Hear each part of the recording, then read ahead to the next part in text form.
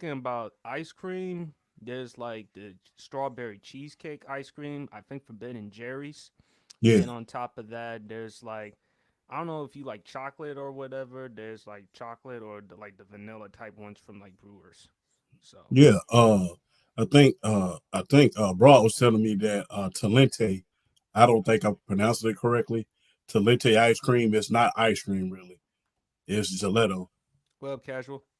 So what's up, casual? What's good, OG? What's good, PSP, Yeah, bro? and yeah, Broad was What's telling good, me man? that Toledo ice cream is not really ice cream. It's gelato, whatever the hell that is. The hell you drinking? It's Angry Orchard. Yeah, good Why are stuff you too. so concerned? Why are you so Uh concerned about me drinking? man, Why? cause somebody gotta say it and I'm be the one to say it, man. It's getting out of hand, Don't all do it. right? Don't do Getting it. out of Don't hand. do it. Don't do it. Don't do it. It's getting We're out of not. hand. Don't You don't know do what I'm that. saying? We got wine glasses and you and I we ain't even drinking the same drink. It's getting out of hand, all right?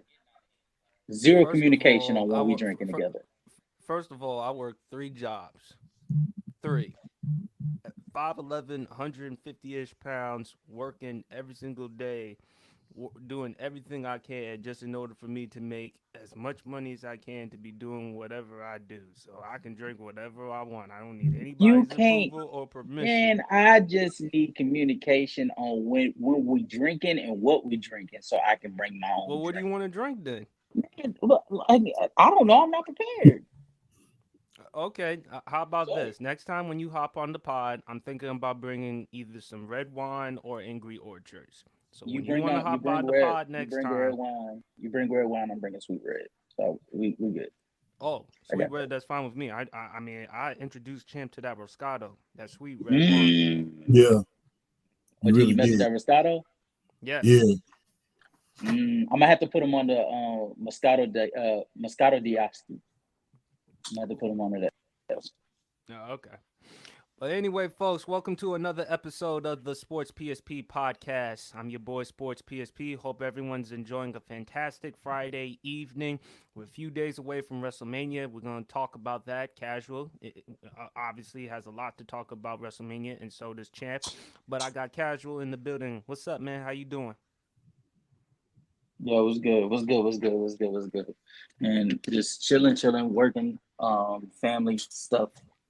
You know, life. Let's just leave it at that. Life. I understand. It's all good. You gotta do what you gotta do. And of course, last but not least, I got my man, undisputed world champ. How you doing, my brother?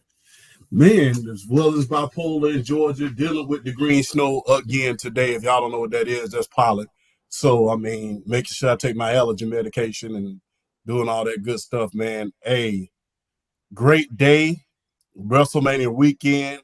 Georgia Comic Con is tomorrow live here in the greatest city in America, Columbus, Columbus, Georgia. Georgia. So I'm looking forward to that, man. Brutus Beefcake will be here tomorrow, man.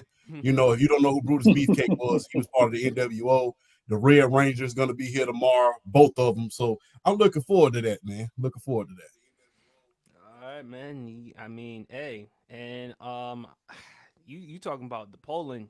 Y'all heard about that earthquake? Y'all know I live in Jersey. Yeah, that's why I come. I tried to inbox you earlier, see what everything. I'm like, Oh oh no, I'm man, fine. yeah, I'm fine. To be honest with you, like while I was at work, I didn't hear anything about an earthquake. I mean, it was crazy, but I was too busy, trying to make my money, trying to get my paper. But family's good, everybody's good, so we can't complain. So I'm glad, I'm happy. I mean, thank God it's Friday. yeah. But fella, and also before I talk about basketball, shout out to Undisputed World Champ. His podcast came on last night. Great job as always, brother. Appreciate that, man. Hey, like I always say, PSP, thank you for putting me on the podcast game, man. Couldn't have been Hey, here without you, bro. I appreciate that. tight shit. Oh, can I also say something to the audience? Sure. Tim Duncan is top five for sure. Like y'all need to get this to y'all thick skulls. It should not be a discussion anymore. It's 2024. There's plenty of information out here. Go and do your homework. Get the stats. Watch the games. Like they're literally on YouTube. Stop being a casual. No pun intended. And actually grow some knowledge in basketball. Like it should not. I should not be posting a video of my top five and the fact that Tim Duncan is in my top 5 has people up in an uproar. I don't understand what we're doing at this stage. I think because again, people either they're trying to make an argument for Kobe top 5, and because they still love Kobe so much, but it's not blasphemous to say Tim Duncan's top 5. It really Versatile on isn't. both ends of the court. You look at his accolades, his stats, his body of work, the consistency, and he can do it all. He has that nice that bank shot. Even though people say whatever they want about it, hey, it's effective. The bank is always open. He's smart, high basketball IQ, can also handle the ball for a guy his size, and can also pass and can do so many things. And the fact that he's able to play that long for 19 years and to still be in some level of condition to do it, though, that says something. And just team guy. I mean, he may not be the type of leader, like inspirational, motivational leader, but watch the way he performs, watch the way he takes care of himself, watch the way he practices. You can't ask for a better player than Tim Duncan. So Tim Duncan is definitely top 5. If you want to make an argument top 5, I got no problem with it. You could make an argument top 4 if you want casual. He's third for me. But I like, man, people don't want to. They're not ready to have those conversations about getting Kareem out of that third spot. They're not ready It's for hard. that. It's hard to ignore Kareem. I mean, you know. It's hard to ignore Kareem, but my whole thing is typically when your argument that people will have for Kareem is his college dominance. When I'm talking like all time, I'm talking NBA exclusively. Yeah, but NBA though, I mean, he does have the credentials to speak for it. I mean, the sky hook, the most unstoppable move in the game. The sky, I mean, it was unique. But we'll Mm-hmm. discuss that for another day because I don't want to take too much of time. I want to talk about women's college basketball. Y'all saw that game between LSU versus Iowa, the rematch Yes, between indeed. Angel Reese and Caitlin Clark. Caitlin Clark, man, she is it, man. Her third time scoring 40 or more points in a tournament game, and she could do it all: passing, scoring, shooting. I mean, she is completely it. So, casual, I'm gonna let you go first. What were your thoughts about the game between LSU and Iowa, Mm-hmm. and just about Caitlin Clark and Angel Reese? I'm gonna tell you the first thing that I put into our group chat um was this game is awesome. Um, Caitlin Clark is the best player in the world, and when she makes it into the WNBA, she's finna flip women's basketball. The way that they have a philosophy defensively, she's gonna flip that on its head because there's no way that LSU is going up against Iowa for the second time, the second year straight in a big game situation, and Caitlin Clark is not being doubled as she's going off. Caitlin Clark got to get whatever she wanted, whenever she wanted. Now, I do understand that Iowa has they run a pick and roll heavy offense centered around Caitlin Clark, and dare I say their starting lineup is a 4 guard heavy lineup exclusively for the women to attack closeouts when Caitlin Clark creates advantages. That being said, though, you have Angel Reese, who is like Monday night, she was giving you peak performance defensively. I don't want to miss say her name, Flajay Johnson. Yes. She's pretty good. She's pretty good defensively. Yeah. She's pretty good. Also, even though I do feel like Haley Van Lith is not that good of a defender, especially with her being undersized. She's 5'7", so there's only so much you can do defensively. But even still, you putting an extra body in the way of Caitlin Clark, sort of to poke at her handle, could have made things so much easier. By the time they started to send doubles her way, she had already gotten in such a rhythm that all she was doing was either daring you to send the double team, and as soon as you left the person, she was dropping it off to them, and they had a quick release. Like quite literally, like I'm not even joking. That's where what's her name? Sydney Afalter. That's where her threes came from. She only made 2 threes, and both of those threes came from her defender leaving her to send to Caitlin Clark last minute, and Caitlin Clark dropped it off to her, and she just knocked down the 3. Like, she is creating advantages in which we have never seen in women's basketball before. And so that's what I took from Iowa. From LSU, Angel Reese she is not being credited enough. And in large part, I think it's due to her mouth. She brags a little bit too much, Draymond-ish, if you will. And so, when you lose, the taunting will come out. You know what I'm saying? So I get why people are on her, but we do have to keep in fact Angel Reese was the second best player on that floor Monday night. Even though it was a sizable gap from Caitlin Clark, Angel Reese was the second best player on that floor, and it was not a question. The way that she rebounded the ball, think it is.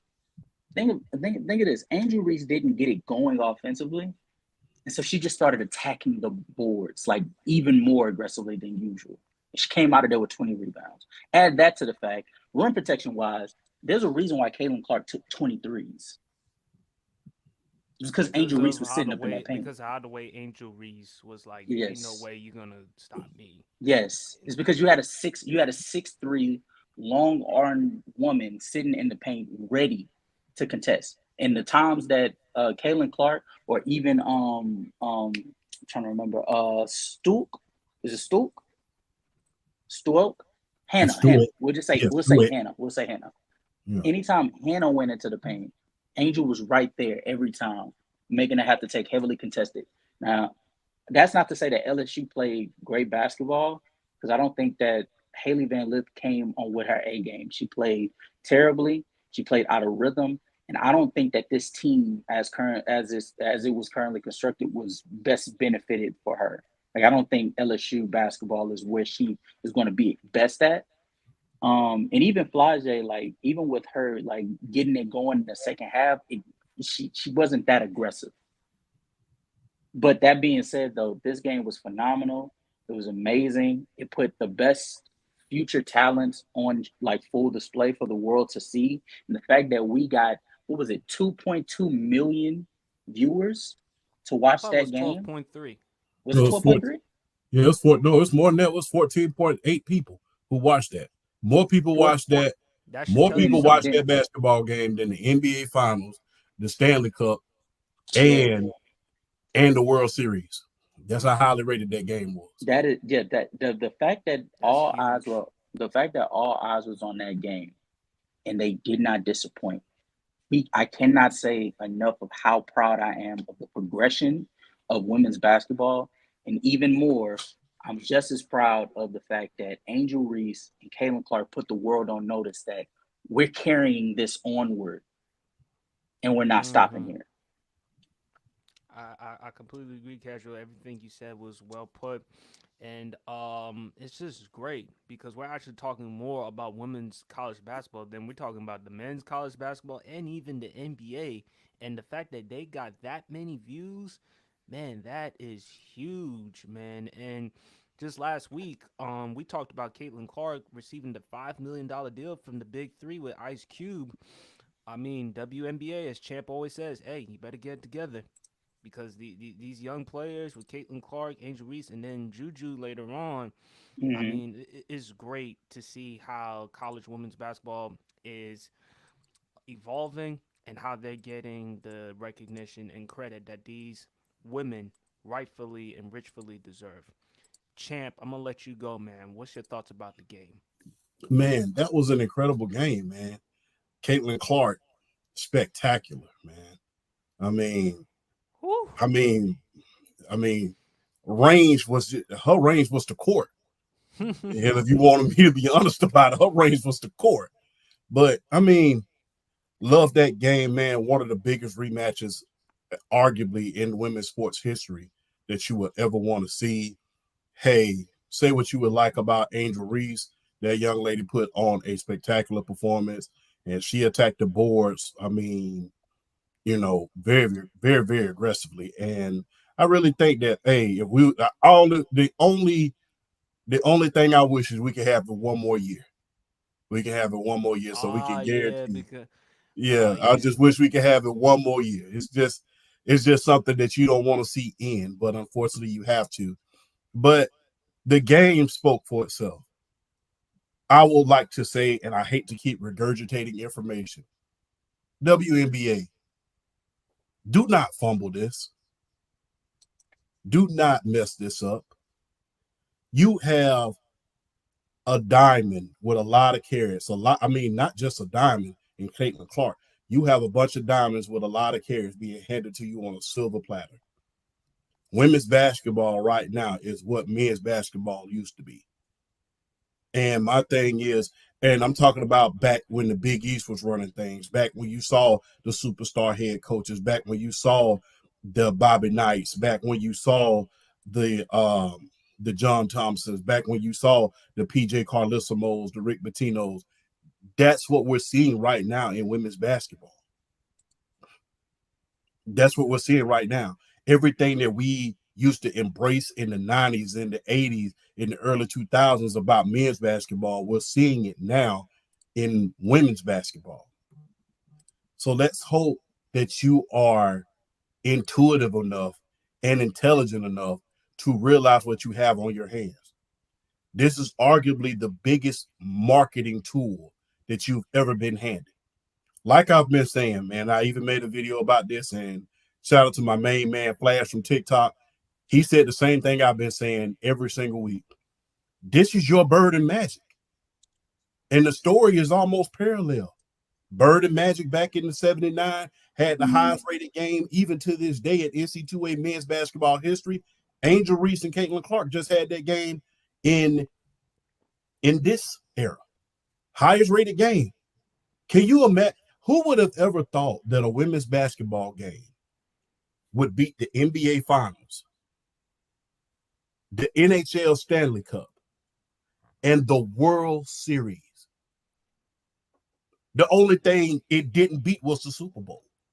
Imagine if it did, though. Yeah, Matt, that's what I was just about to say, PSP. You're a mind reader. Start calling you Professor X. But can you imagine if that would have happened, though? That would have been super special. More special than it already was. But WNBA, this is your chance. Ice Cube offered, and hey, I'm gonna say it again. It ain't like Ice Cube ain't got the money. He ain't just whistling Dixie.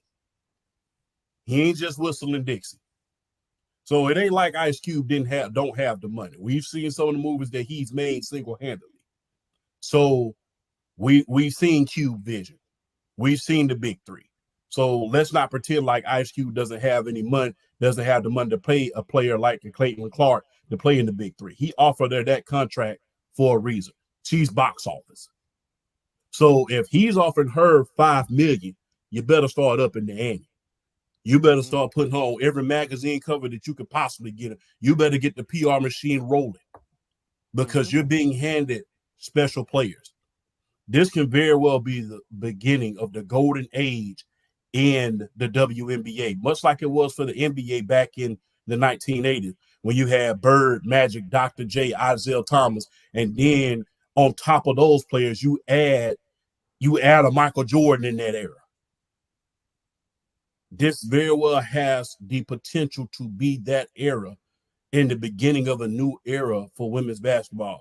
And if you can imagine the impact that will have on the American youth to see an Angel Reese and a Caitlin Clark and a Juju Watkins the way that we used to see and the way that we still see, even though we're up there in age, the way that we see a LeBron James, the way that we see, the way that we saw a Michael Jordan, the way that we saw a Kobe Bryant. At times, you can almost say, I mean, when Kobe hit the league, I was 13 years old. He was only 5 years older than I was. Imagine how that young 17-year-old girl feels watching Angel Reese or Caitlin Clark. I practically felt like I grew up with Kobe. It's like that's how long I was watching. So you have a chance to market players just like that. I just hope that the egos in the WNBA and some of the PR people get out of their own way and realize what just happened, because that was special for you. I mean, the World Series. I mean, America. You beat America's greatest pastime. You beat one of the most competitive sports in the world in the NHL, in the Stanley Cup, in ratings, and you beat the NBA Finals, the highest level of men's basketball in the world. And for you to do something like that and be a part of something that special, if the WNBA does not capitalize on this like it's supposed to, you can no longer say, well, we don't have the star power, we don't have the people, we don't have the. It's just you failed and you don't care. That's all I have to say about that. You know, you talk about me being a mind reader. Hell, you take everything out of my mouth. You take everything out of my mind, champ. I mean, I don't know how the hell you do it. I mean, maybe because of that Moscato that you've been having that I introduced you to. Yeah, But just a little bit. but the bottom line is this, man. WNBA, this is a perfect opportunity for you to capitalize. I mean, you got something special with Angel Reese and Champ. You talk about Caitlin Clark offering a $5 million deal.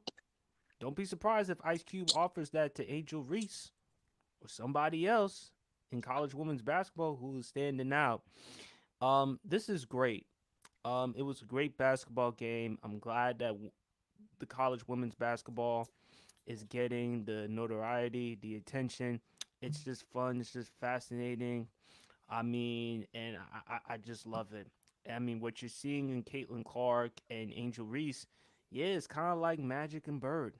It's kind of like, or WWE. We love ourselves WWE, Stone Cold The Rock.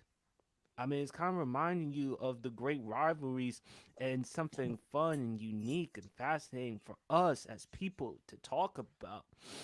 And you know, WNBA. I love me some WNBA from the days of Cheryl Swoops, Tina Thompson, um, Becky Hammond, Lisa Leslie, Candace Parker. You know, it's just fun. And WNBA. Oh, we got Grant in the building. What's good, What's up, y'all? Grant? How you doing, man? We just talking about Caitlin Clark and Angel Reese. Um, but I just think this is great that the women are. I mean, to get that many views, more than the NBA Finals and more than the World Series, that is huge. And if they had more views than the Super Bowl, with Patrick Mahomes the past couple of years, who we've often considered one of the greatest quarterbacks in NFL history, maybe the GOAT. Oh my God. That would be so amazing. And I'm just glad that women's basketball is getting the attention. WNBA, you better capitalize it because look, Ice Cube, to your point, champ, his net worth is estimated at $160 million. So he could afford it. And the big league, the big three, they can do that. And don't be surprised if they offer Angel Reese. Don't be surprised if they offer any other standout player in the women's college basketball that amount of money. Quick thing, Go ahead, PSP, champ. if I may, real quick, I apologize. No, go ahead. Women's basketball, NC2A. Please bear with me and listen. Don't go changing the rules, the eligibility rules that you have right now to the one and done process that the NC2A men's basketball has. Because if you've noticed, a lot of you guys as players, they're under NIL rules. Y'all are a lot more developed than a lot of these guys just coming into the NBA at this point. And they don't have to wait for y'all, and they don't have to wait for a lot of the women's basketball players to develop. You already have maximized the fundamentals. You've learned everything you need to learn about the game of basketball. All that's left is for a little bit of coaching for you to translate to the WNBA from college. So please, you have been doing damn good by developing these players on the 4-year program that you had it on. One and done is one of the reasons that men's basketball is in the state that it is right now. Don't go changing it. You saw what it did to the men's basketball program. And right now, there's only a few players in the men's basketball that we're looking at and stating that this is the guy we need.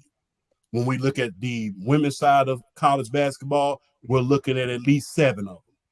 So keep everything the way it is. You're doing a hell of a job on that part. Don't go having them do one and done. Keep it the way it is. Understood. Grant, what's your thoughts about the LSU versus Iowa rematch from Monday's game? What do you think about it? I really thoroughly enjoyed it. I thought it was a great game on both sides. It was extremely competitive. I feel like Caitlin Clark, there's only anything else to say is that she's her. Like the fact that she went out there and dropped 40 points and got her revenge for the last year, I just think it's perfect for her. Just the season that she's had and the way that she's played this season has been frankly unbelievable.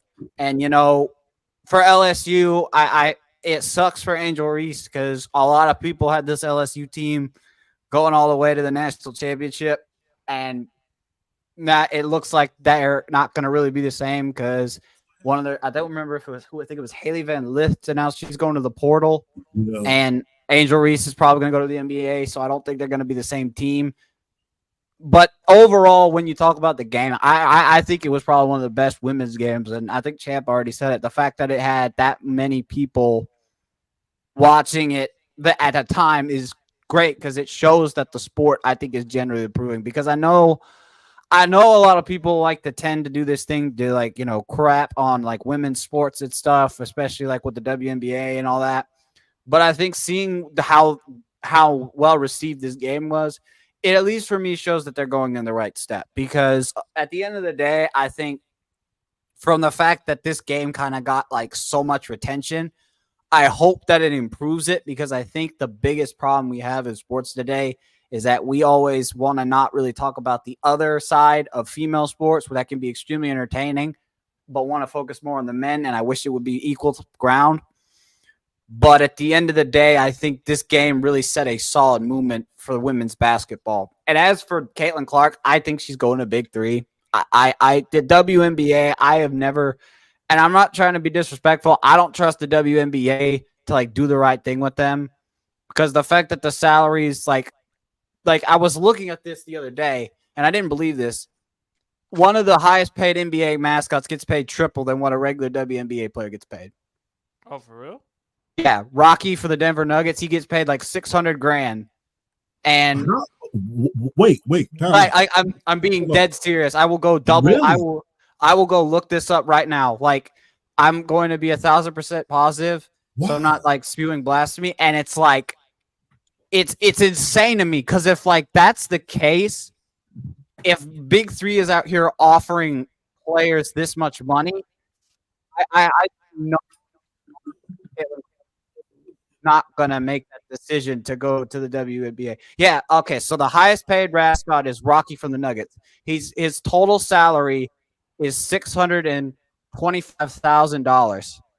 And if we look at the highest paid WNBA player right now, the highest paid player. It's Rocky. Yeah. It's Rocky the Mountain Lion. Yeah, from the Nuggets. And if we look at the highest paid WNBA player, it's Arike, and I'm going to see if I can pronounce this, Arike Ugamboale. She gets paid $241,000. That's the highest. What's the point of mentioning this? My point is, I feel like the problem is with the WNBA, their biggest failure is that they have never been able to be profitable because they've refused to like make like the changes that I think they could make the game more entertaining.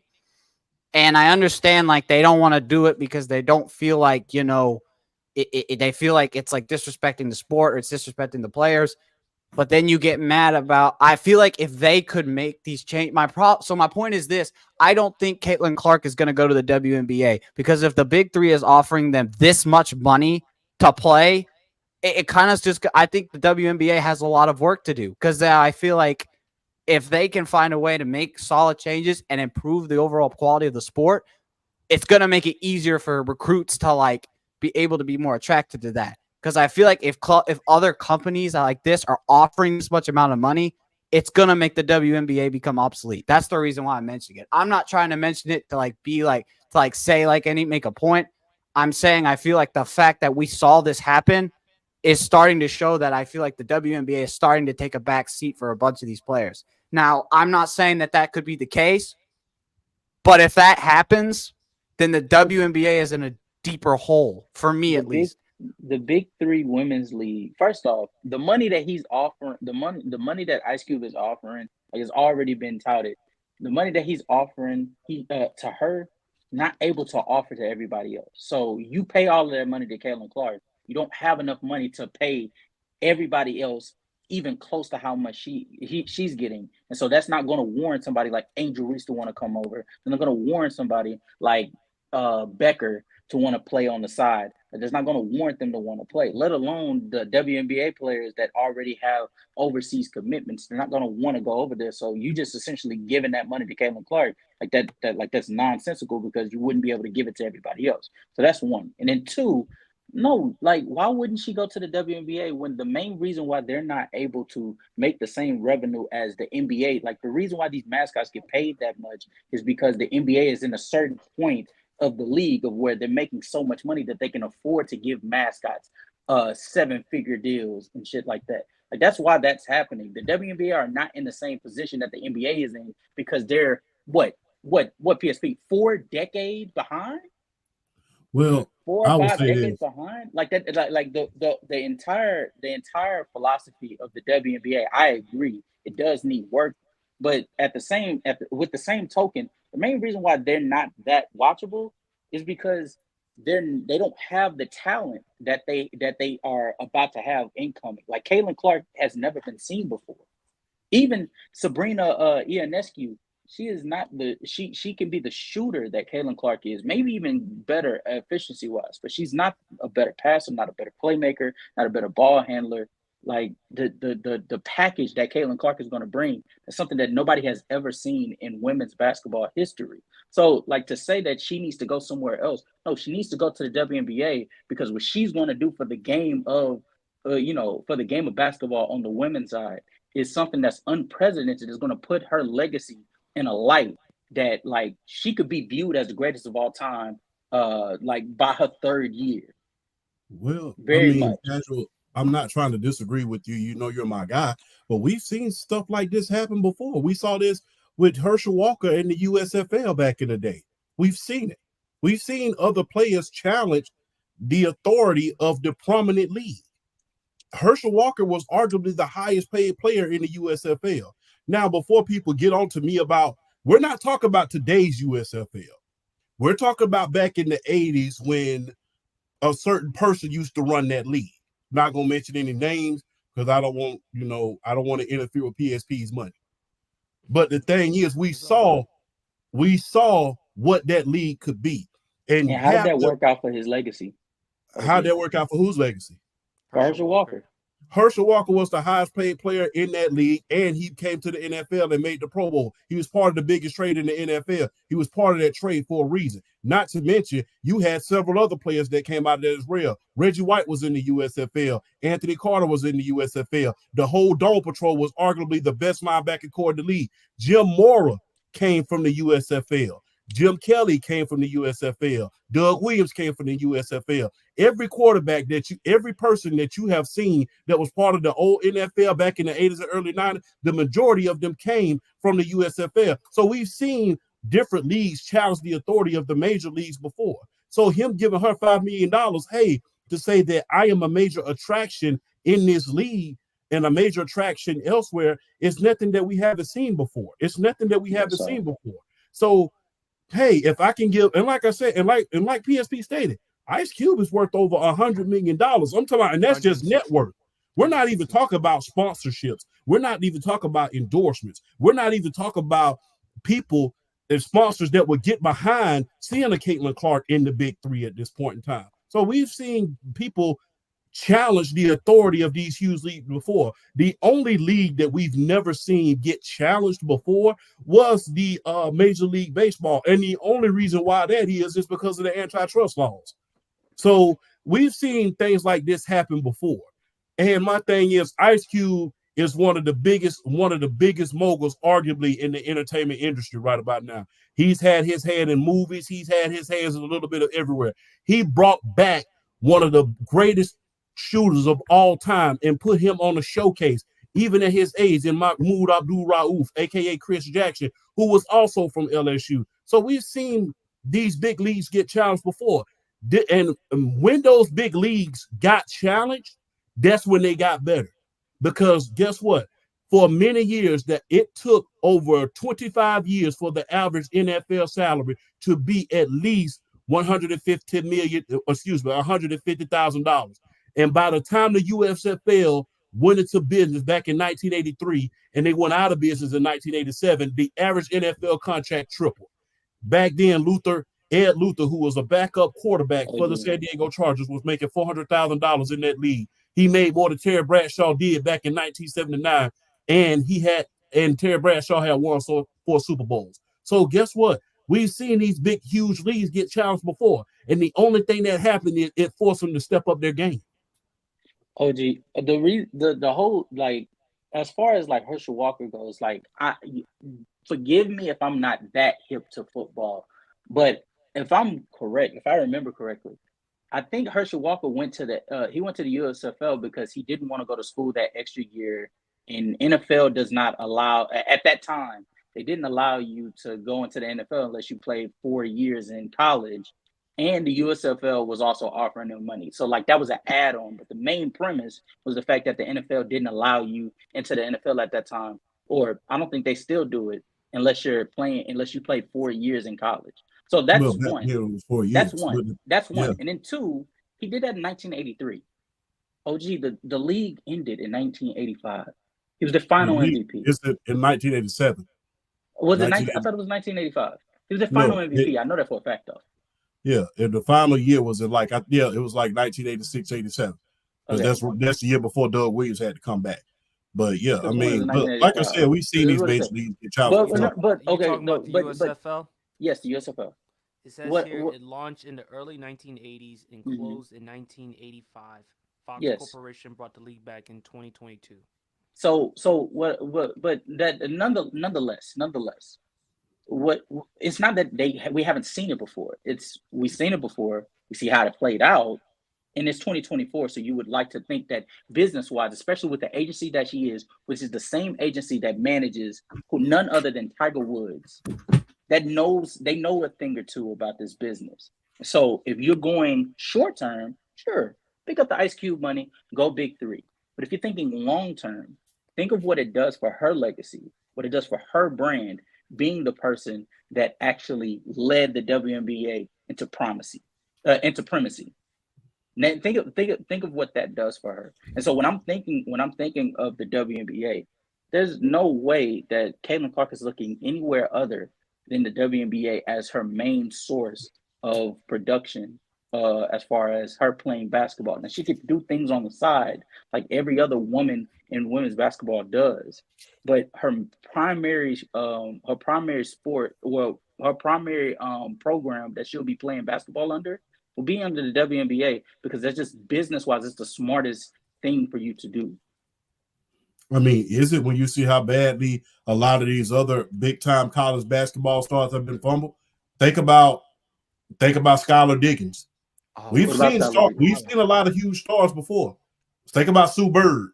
What about Skylar Diggins? Yeah, I'm talking about the failure to market these players. That's what I'm saying. The failure to market. We've seen a lot of special players before. Now, they were not Caitlin Clark. But the thing is, we see some special players before, and they failed yet again. OG.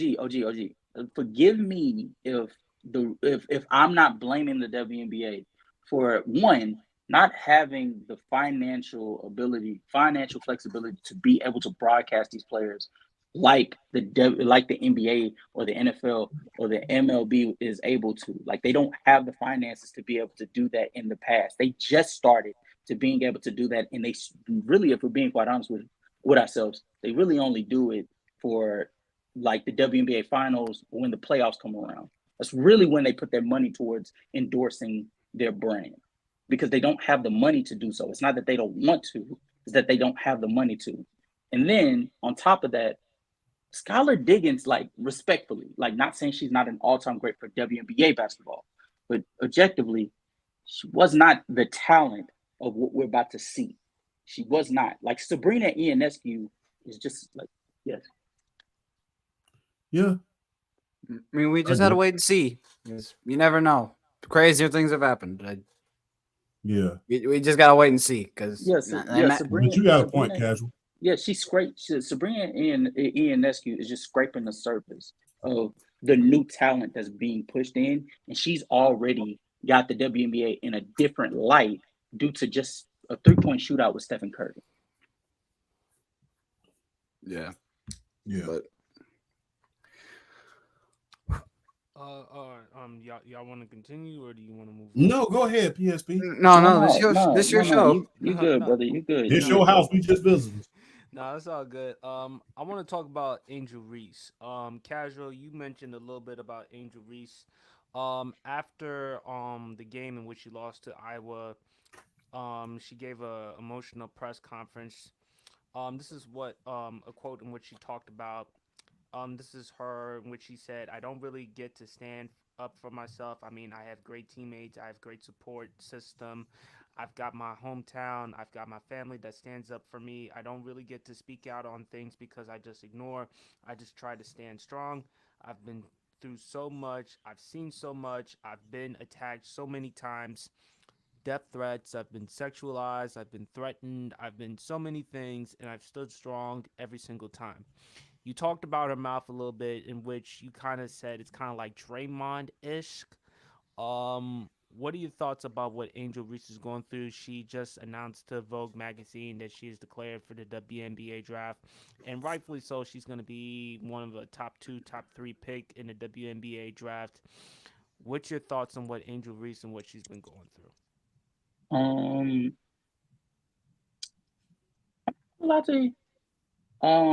I would move by it just because, like, again, she's in the past. She's been the one that's been sort of poking the bear a little bit.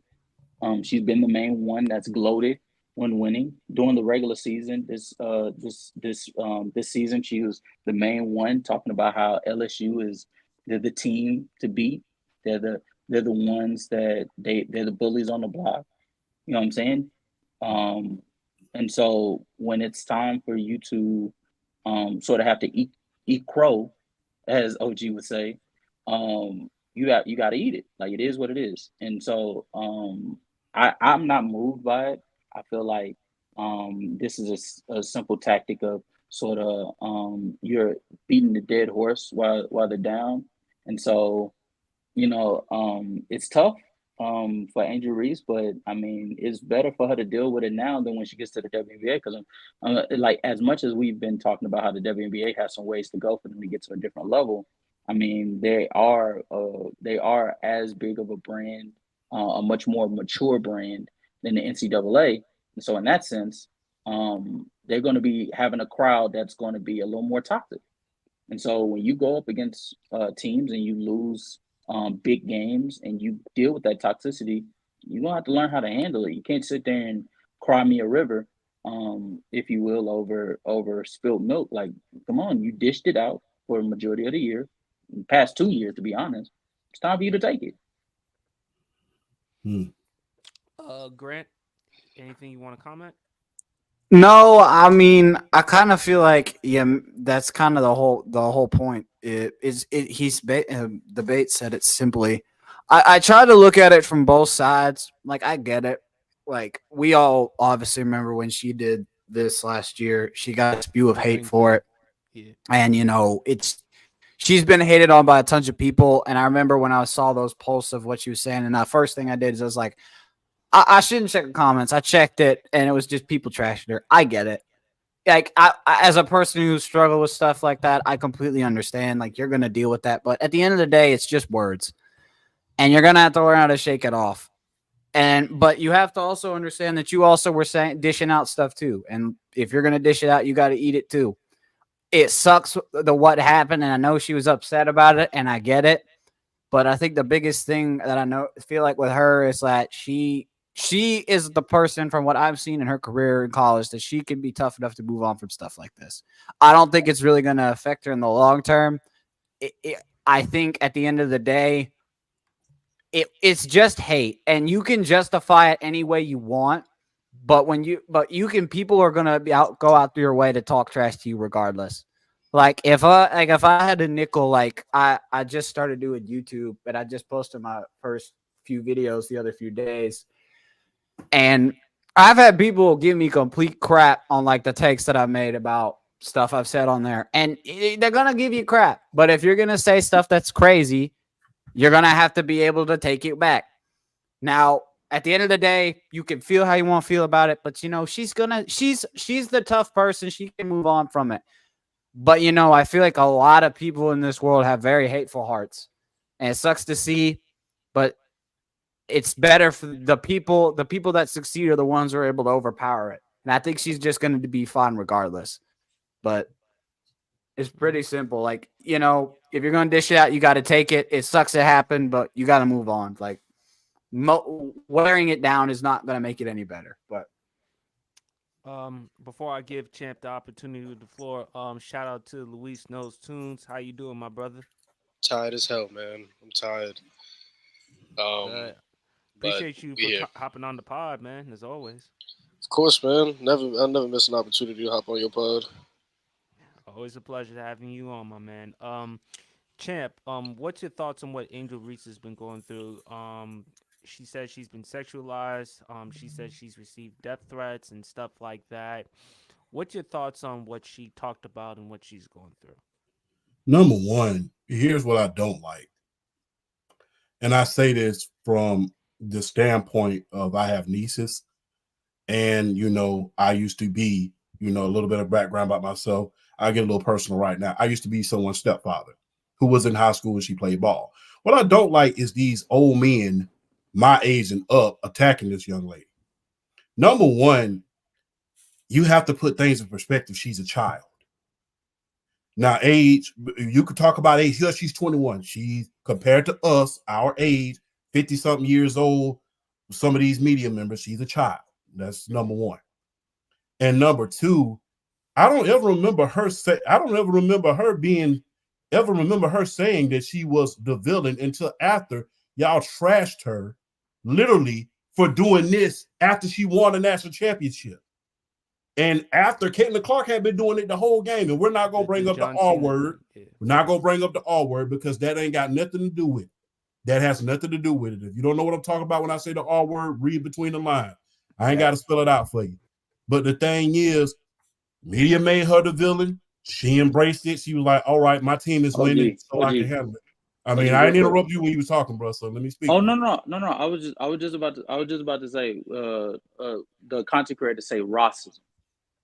And you don't deal with any pushback from YouTube. Okay. But yeah, none of the R word, but the thing is, you have to understand, number one, she's a child. And number two, I cannot tell you throughout the entire year how many nasty comments that I've read up on the things that she, even when they won.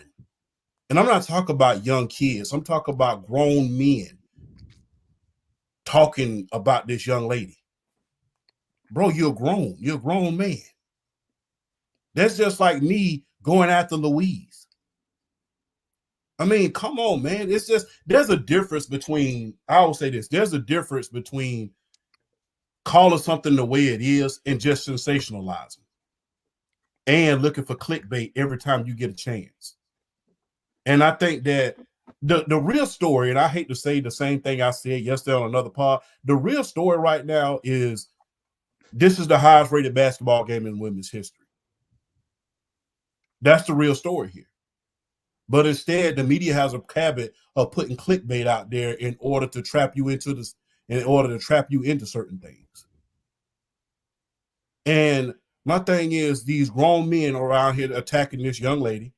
Like I said, the number one, and you got to take into consideration, of course, she's going to be emotional. It's her last game, her very last game. Things are never going to be the same. I mean, especially going from LSU to probably, she's going to be going to Los Angeles. Am I right, Casual? Casual? I believe so. I don't know who has. I Yeah, don't I'm know sorry. who. Yeah, I'm sorry, OG. I'm sorry, OG. I had muted myself so I can let you talk. Yeah, she's most likely going to Oh, LA. oh yeah, my bad about that, casual, bro. I didn't No, mean to you, come you off strong don't like that. don't you apologize. You okay? You But bad word. yeah, but that's what I don't like, man. I mean, stop. What I would like the media to be stop doing is stop creating clickbait for these basketball games. The story is this is the highest rated women's basketball game in history. The story is the rivalry. And those two young ladies have already came out and say that they don't hate each other and they had the utmost respect for each other. Roll with the stories that are true rather than creating clickbait.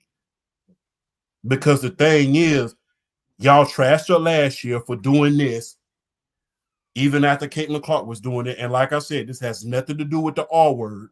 So let's not go there. But they trashed her all last year. She didn't have to do that. That's her celebration. Okay. So when I win, I can't say anything. When I lose, I gotta stay just as silent. You get where I'm coming from right there? Oh, No. when I win, I can't say nothing. When I lose, I gotta stay just as silent. Oh, yeah, when I win, when I did this, oh yeah, that put the whole, and that's all she did. And that's all she did. You know how many we saw Aaron Donald do this after he sacked Joe Burrow in the Super Bowl. Even before that, when he He sacked him in the Super Bowl, did just like this. Took his helmet off. Even before that, when he I'm sorry, OG. Even before that, when they beat Tampa Bay, he immediately did that. Did it in the Super Bowl. This young lady does it. Oh, she didn't have to do that. The only thing she did was point and say, hey, I got me a natty. I got me a national championship. So my thing is, like I said, I don't think the whole thing about this is this. She didn't create herself as a villain. She didn't go out there and say, I'm the villain of college basketball. They vilified her for saying, I got a ring and doing the Tony Yayo sign. And they vilified her for doing something as simple as that. Then after that, they go out and they just start reeling off wins. They've been trashing her the entire year anyway. And it's just like, look, I've already lost. It's been a long, you-know-what year. And it's like, bro, I've already lost and people are going to trash me anyway. So I'm just going to say what I have to say. But like I said, I don't like the fact that the media love creating clickbait, acting like this is something that it's not supposed to be. And like I said, if you can't read between the lines, then I'm sorry. But the thing is, the story here is a rivalry basketball game equivalent to Bird and Magic that outrated the NBA Finals with arguably the greatest player in the world with Nikola Jokic at the helm, at the center of that finals. That's the story. The story should be, this is a rivalry that can catapult the WNBA. That's what the story should be. Instead, you have so many media members creating clickbait so they can make it about something that it's not supposed to be about. And they even did that. And they even did that when they didn't come out for the anthem. And they've been doing the same thing all year long. They did the same thing all year long, but all of a sudden this game, they didn't come out for the anthem. They haven't been doing that all year. Yeah. They don't want to point out the details. Yeah,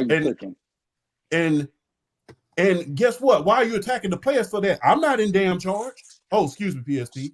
No, I'm not in charge. The coach in charge. That's just like you getting mad at me for my boss telling me not to show up to the job. Why are you getting mad at me for? The boss told me not to show up. So you're vilifying this young lady all year. Then on top of that, you're reaching so far that you're going to break your arm. They didn't come out for the anthem. That's disrespectful. Trying to bring up stupid jive that has been regurgitated all year, dating all the way back to Colin Kaepernick. Trying to bring that up again, which we don't need at this point, which doesn't even need to be a story at this point, because that's just so far gone. It's a shame. So you bring and the thing is, the coach said we've been doing that all year. If you need to point to anybody, point at me. And I ain't heard no journalist that's been attacking those players come out and say anything about that coach. Now I haven't heard none of you say anything. So my thing is, media members, and that's why a lot of us content creators like us sitting on this panel are thriving right now because they don't trust the media anymore because all you're creating is clickbait. Luis? I've always said, I've perfectly said, Undisputed Champ. I completely agree. I've always said this: the media is always full when you win, but they're super hungry when you lose. It's unfortunate, but that's how they generate clicks and how they get their money, and it's disgusting because, like you said, and I don't want to drag this out too long. She's just a kid. And I don't think a lot of people understand this too. Like, mental health is a thing. And when you're out here preying on someone's downfall and trying to find every single excuse under the book to trash them, especially in the way where social media is, where if you say one thing that people will take out of context, they will trash you to the ends of the earth for it. It's despicable. And I understand y'all can feel however you want. You can say however you want. At the end of the day, y'all were waiting for this because I know a lot of those people probably were waiting for that buzzer to sound so they could sound off of what they said. And it's disgusting because now it's like they don't hold no mercy. They don't care if you're a young kid or if you're an old person. They will slaughter you. It's disgusting. And I can understand her being emotional because it's upsetting to see a girl like that who has a whole career ahead of her get tarnished like this. And all I saw all on the media was just trash and this and that and all the people in the comments. Like, if you don't, like, I've always lived by this motto. I hope people who are either watching can live by this. If you don't have something nice to kind of say, keep your mouth shut. Because we want to go out here and like troll people, but there are people out here who have had mental issues because of that. And I'm not trying to say that this stuff is has probably affected her super seriously. So people like this, unfortunately, since that's the world we live in, and I know it's disgusting, but at the end of the day, I feel like we as a society have to do better. Because if this is how we're going to treat people like this, the next generation, we're just going to follow the same pattern. And it's sad and unfortunate to see that y'all would attack a girl who did nothing wrong except go out there and play the game she loves, but did it just so y'all could get you clickbait. That's all I got to say. And then not only that, I know a lot of you older guys, I know y'all have daughters, bro. Do you want somebody attacking your daughter like that? Absolutely not. You guys are grown men. You guys are older than I am. I'm 37 years old, and y'all sitting around there doing that? Come on, man. Enough's enough. Well, I'll let you and Lewis go, PSP. No, after Luis, then I'll let Casual go, and then I'll go. Okay. Luis, is there anything you want to respond to the news regarding Angel Reese? She talked about how it's been tough for her, how she's been sexualized, she's received death threats, and everything that she's been going through. Like, what are your thoughts on what the panel has talked about? Before I talk about that, shout out Grant for making the swimming athletics team. Saw that. I think you should be very, very proud of yourself. That should be celebrated. Yo. Oh, yeah, the academic. Yeah, I appreciate that, man. You should be proud of yourself for that. Yeah, it's been a crazy week. I don't mean to interrupt your thunder, but I figure I'll tell you. I posted my first YouTube video last night, and I think we started at 24 subscribers. We're now at 307, and that video just almost hit 1,000 views in its first. So Congrats, bro. It's been a crazy week, but don't let me take your thunder, Lewis. Please go ahead. You made it though. Congrats. Man. Yeah, Did you think, Chip? All right, so this is what I have to say, man. So Angel Reese is a national champion. She holds the single season record for double doubles, and she holds the SEC single season record in rebounds. She is also SEC Player of the Year, which the SEC is a very tough conference in college basketball. Where I'm going with this is, why are we trying so hard to disrespect one of the greatest women's college basketball players that the game has seen? It makes no sense. Instead of her being celebrated the same way Caitlin Clark has been, mind you, Caitlin Clark hasn't even won the championship yet. We don't like Iowa could lose to my Huskies for all we know. And Caitlin Clark has been, I mean, I'm not going to be stupid. I'm not going to go in detail PSP, but I'm starting to see a pattern. people not liking Caleb Williams, how he dresses, people not liking Caleb Williams crying after a game, people not liking Angel Reese taunting. I don't gotta say it. I think we all grown enough to know where I'm going with it. It's a pattern within the media, and it's getting kind of ridiculous. Really getting kind of ridiculous. You're talking about the wrong aspects. You're talking about the wrong aspects when it comes to their game. You're trashing them for things that don't really got to do with the game. You're not talking about their overall game. You're harassing them about other things, and it's taking a mental toll. And it sucks for Angel Reese because she's one of the best in the world right now. Projected to go top 10 projected to go into the top 10. And instead of celebrating a great college career, she's had a phenomenal college career. Instead of celebrating her as the champion that she is, you're degrading her. Like, let's all keep it a buck here. And I don't want to tear women down or whatever, but how come nobody's holding Haley Van Lith accountable for the horrible game that she played? She went like 1 for 9 from 3. The excuses I've been hearing about Haley, her teammate or her former teammate, because she entered the transfer portal, was, oh, she just doesn't fit LSU's system. Oh, it was a bad night. But whenever Angel Reese has like a bad night or whatever, mind you, Haley Van Lith is not a slouch either. Highly recruited, also one of the best women in the country. Yet people are making excuses for her. But it's different with Angel Reese. Like I said, I don't have to go in detail, but Champ, PSP Casual, I think you guys understand where I'm going with it. When I reference Caleb Williams and Angel Reese, I think we all know, why the media's doing what they're doing, and I think it's ridiculous. Angel Reese should be celebrated. Like, she played her ass off. I think she had 17 and 20. That's ridiculous for a ball player. Amazing. That's amazing. Yeah. It's dumb. That's what I have to say. It's just it's stupid. It's not a good look. She's one of the best players in the world. She should be celebrated for having a great career. Casual, you want to respond? Yeah. OG, I'm not trying to make it seem as if I'm on board with any of like the critique outside of basketball towards Angel Reese. Right. All I'm speaking about is the pure basketball watchers that were critiquing Angel Reese strictly for, you were talking shit when you were winning. You need to eat your crow while you lost. Those are the only commenters I'm talking about. Everybody else, the grown ass men and women that are attacking her character, like, we didn't, even when Draymond was doing it, and PSP, you alluded to it earlier when I said it. Even me comparing her to Draymond, when people started attacking Draymond's wife and kids during the 2016 finals, that's going entirely too far. Yeah. Exactly. So I'm not. So we all are intelligent enough. Well, all of us up are intelligent enough to know that, like, when we're talking about the critique, we're talking about criticism towards the player and the player only, not their character outside of the court. So that's one. Two. I wanted to give a slight bit of pushback because you said this has potential to be Magic and Bird. Respectfully, that Angel Reese was phenomenal. Everything that Lewis has laid out the foundation for what she's done over this past season, not just this past season, her entire career under LSU.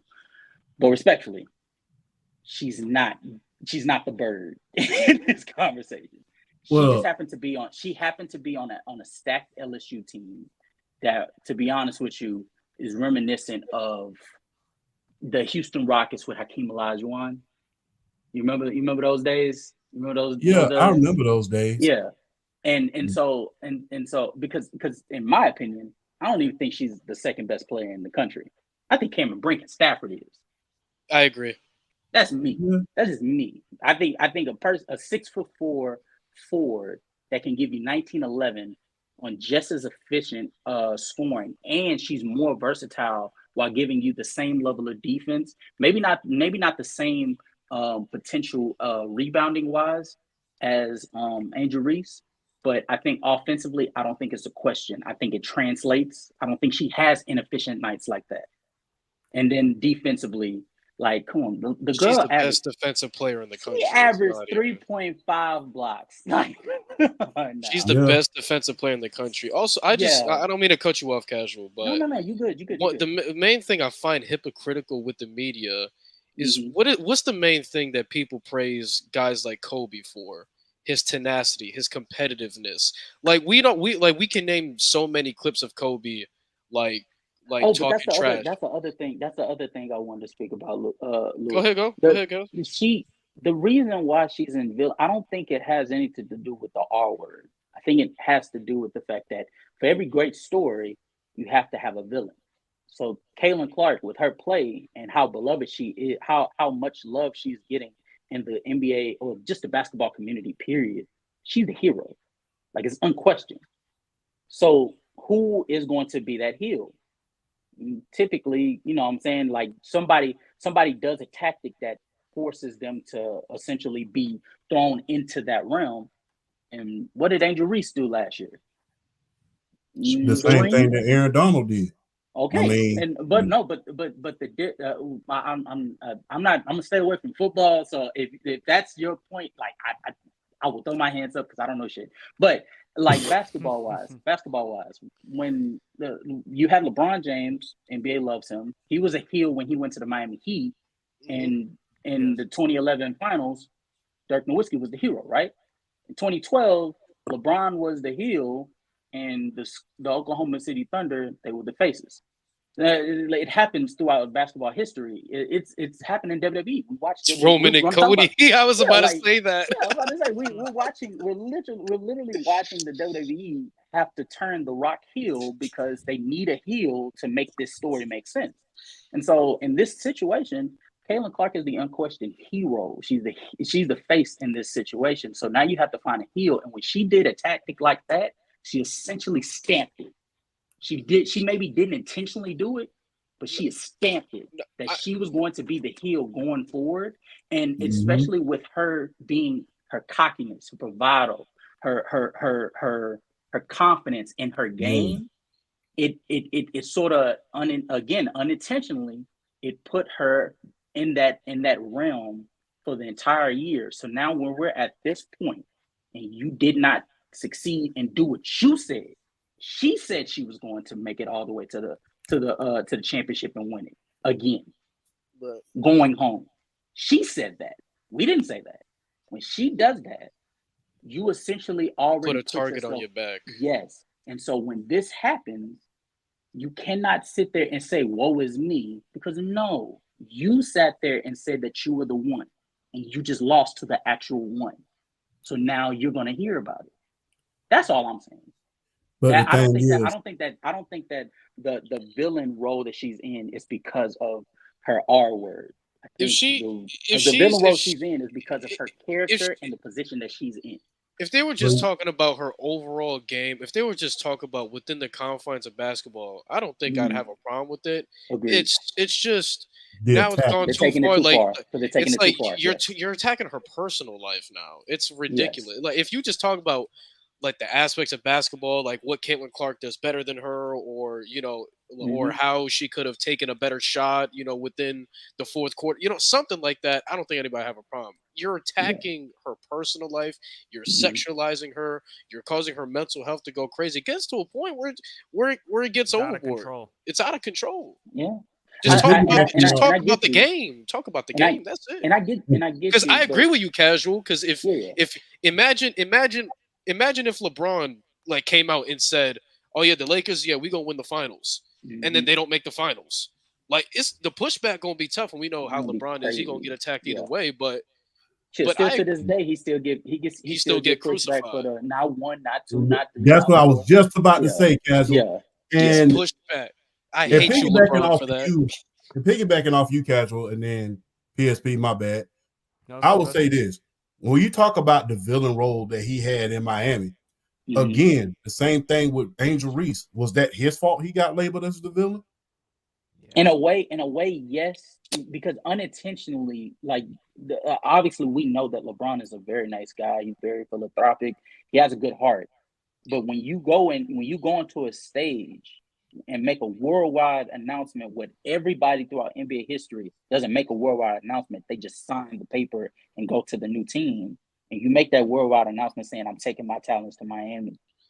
You essentially put a target on your back, which whether you intended for it or not, it's there. And now you have to live up to it. Yeah. And that just goes back to what I was saying. It wasn't his fault that he got labeled as a villain. Hell, he did what anybody else would do. If I'm at my job and you're not, and I'm overworking and I'm carrying this company every week, every year to net profit margins, but yet I'm the only one there doing something, then of course I'm going to take my behind to another company to go get me some more, not only get me some more money, but get me some more people that's going to help me out. Yeah, but OG. Okay, The only thing, okay, the only thing that people did, the only thing that I think people was ticked off about was that he did it in a different, in a more unconventional way than the quote people unquote before. decision when he announced Yeah, it on he national did it in an TV. unconventional way. Yes. He didn't wait for the front office. He became the front office. Exactly. And so that's why I'm saying that like you can say that it's not his fault, but in a way he made that action. Every action has a what? Right. A reaction. Excuse me, Exactly. Kevin. No, you could do it. Every I was action trying has to a drink water, reaction. not And be on so camera. and so every action has a reaction, and that reaction can be positive, it can be negative. And so when it becomes, you don't have no control over it. And so when it's negative, you sort of just have to take the blow. You know what I'm saying? And barring like crazy, you know what I'm saying, crazy remarks talking about his kids, or in Angel's case talking about her color, talking about, you know what I'm saying, barring those conversations, just keeping it basketball, you warrant that criticism. That's all. Yeah, I get it, casual. Yeah. All right. Should have gave us 7, LeBron. I'm tired of you. I got a lot to say regarding Angel Reese. I agree with Casual from the standpoint. If you're gonna talk that talk, hey, you have to walk it. And Casual, I'm glad that he mentioned that, because remember, we had the discussion. Remember about Ben Simmons, Casual? When Ben Simmons said that he wanted to dominate, I'm like, okay, Ben, okay, you saying all this stuff. I want to see you prove me wrong. And Ben Simmons, unfortunately, again, I hold Ben Simmons at his word. Even though Casual, correct me if I'm wrong, Casual, you said we got to get to a point where we got to stop holding players at their word. We got to accept them for who and what they are. Yep. I held Ben Simmons at his word. I'm like, okay, Ben, if you want to prove me wrong, if you want to show me the year in 2022, that wasn't the Ben Simmons that we're going to see in 2023, prove me wrong. I love that athletes prove people wrong. Unfortunately for Ben Simmons, that wasn't the case, and that's because of injury. Wish Ben Simmons nothing but the best. Angel Reese, yes, the criticism is going to come along your way, because when you talk the talk, you have to walk it. And when you don't back it, unfortunately, that's what comes along with it. With that being said, do I believe the R word has something to do with it? Yes. Because if Caitlin Clark had done something like this, had she expressed the same type of emotions Angel Reese did, I do believe Caitlin Clark would have been viewed differently, in my opinion. The reason why I'm ticked off about it is because I didn't want to bring up his name, but I must bring up his name. Jason Whitlock. Oh, Lord. He said something about the Angel Reese Caitlin Clark. This is what he tweeted. We can officially quit putting Angel Reese on Caitlin Clark's level. Stop it. One is an all-time great player. The other got famous for taunting. The rivalry is dead. My response to that, bullshit. Ooh. Bullshit coming out of the mouth of Jason Whitlock. Sorry if I'm cursing. Look, I don't give a fuck. fuck. Hey, go off. It's my pod. It's Let your me pod, say whatever gang. the Go fuck I off. wanna say. Cook, sir. Bullshit on the part of Jason Whitlock, because, like I've said before, he is absolutely nothing but a clown. To quote Roland Martin, because he went on Vlad TV, to quote the movie Denzel Washington, American Gangsters, simple Simon motherfuckers. And that's when I think about people like Jason Whitlock. He is an absolute simple Simon motherfucker that will go on the air and say a bunch of dumb shit. I don't want to take anything away from what Caitlin Clark did, because what she did was great. She got her revenge against Angel Reese. I get where Casual is coming from the standpoint. You talk it, you got to back it. And if you don't back it, it's going to warrant criticism. But death threats, first of all, that is totally unacceptable. That is a young woman. And if we care about a woman, and if a woman is telling you that she's been sexualized and receiving death threats, then essentially what are we saying about us as a society? All of us are grown-ass men. And if somebody talked about that, like our daughter, our niece, our mom, our aunt,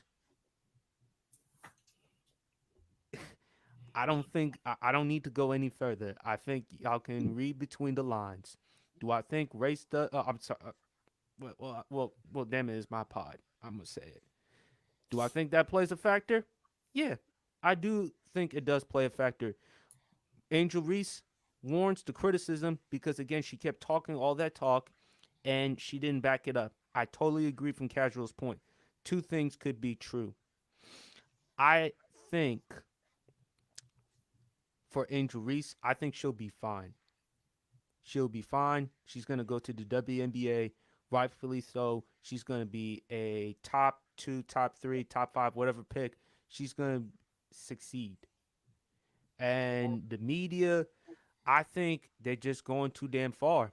And they're reaching. And instead of talking about a great rivalry and matchup between Caitlin Clark and Angel Reese, something that women's college basketball has been dying and begging for, you want to talk about this other bullshit, which to me is totally irrelevant.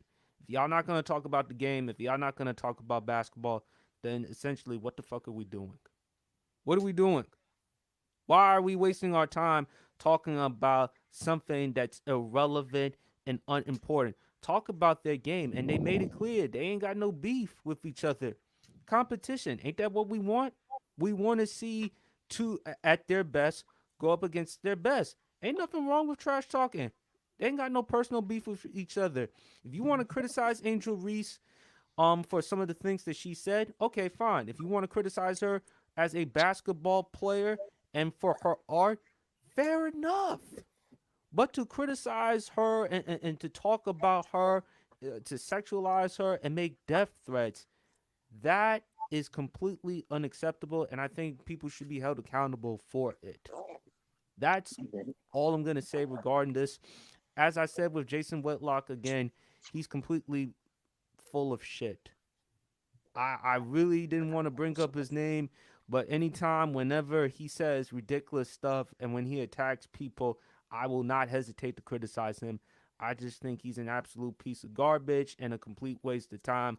That is all I got to say about that.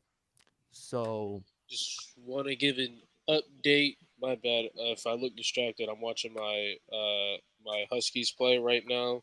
Yeah, we are currently up 6 against Iowa at halftime. I'm sorry. Casual, you owe something serious, bro. Talk about it. Talk about it. We are up 6 on Iowa at halftime. I'm just saying, you guys don't want to see me in a world where both the men and women win the natties. I'm just saying. Oh God, I'm gonna have a panic attack. UConn Huskies got Julie got Caitlin. You know Caitlin. what? They got North Carolina Caitlin State Clark in a won. headlock. They got Caitlin Clark in a headlock right now. all right, fellas, let's talk about. I don't want to see me. I'm just saying. I might come with 2 bottles.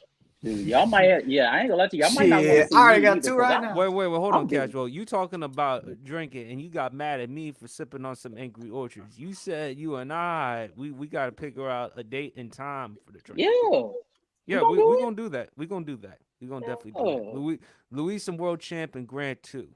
We'll we're gonna have Nah, a little party. Luis underage, bro. He I'm underage. 21, gang. Who's 21? You Nah. 20? Nah, that's Nah, I gotta he- stick to my he capping, insurance. bro. I just turned 21 on March No, 5th. he's 21. He Just told turned us. He cat. 21, He's still 19. I don't care. Bro, I'm 30 years old. Casual, I'm 30 years old. Most people think Yep, I that's look it. Good night. 19 or 20 years old, man. Come on. Damn. Come on, man. I thought no, until you cleared it up. I'm not gonna lie. I thought you was. You're 30? I'm 30. Yeah. 30 years old. Yeah, There's no way. I'm gonna be honest, sport. When I saw you, I'm not gonna lie. I thought you were 24. Or actually, excuse me, 26. I thought you were 26. There's no Grant, how way. old are you, Grant? Oh, I'm 24. Oh wow. Hell, I'm 36. So Wow, you I know, wouldn't have guessed that you're 24, bro. What No, would I'm you have guessed? 26. I thought you was like 18. Yeah, that's the thing, and I'm gonna use that to my advantage because when women ask me how old I am when I get older, and I'm like 30, I'll say, "Shit, I'm 25," and I can fall for it because they gonna look at Oh. this, they're gonna be like, hold on. "Shit, baby, I'm Hold on, 25." hold on. Oh, I'm no. young. Admitting to what is going on? What is going on? Let's move on. Let's continue on with March Madness on the men's side. No. DJ Burns, the big man from NC State. He had a hell of a game against Duke in the Elite Eight. I think he dropped 29 points. He's been receiving a lot of buzz, particularly playing in the NFL, but he's made it clear he's not really thinking that much about football right now. Let me see if I can try to get the quote. He went on Dan Patrick's show. And let me see if I can find the exact quote. But here's my thing. I thought I would show this accomplishment. I might get it framed, boys. Nice. I might get it framed. So here's my thing regarding DJ Burns. He's listed at 6'9", 275 pounds. If he should do what makes him happy. If that's something that he doesn't want to pursue, that's up to him. That's his prerogative. However, I do think he should at least consider it. Because if basketball doesn't work out for you, whether NBA, international, or whatever the case may be, there's nothing wrong going in a different path. There's nothing wrong with having other options or alternatives. He's listed at 6'9", 275. Not to fat shame him or anything, but the dude looks closer to 300. Okay, so that's number one. I do think he could translate to the NFL level because we've seen players from a college basketball background, transition into the NFL. We've seen Jimmy Graham, Tony Gonzalez, Antonio Gates, Donovan McNabb, Antoine Randall L., Julius Thomas, other players who play basketball or college basketball transition into the NFL. For him to play in today's NBA, he's going to have to get in better shape. You got to go up and down the tempo, the style of basketball. It's not like what it was in the 80s, 90s, or early thousands.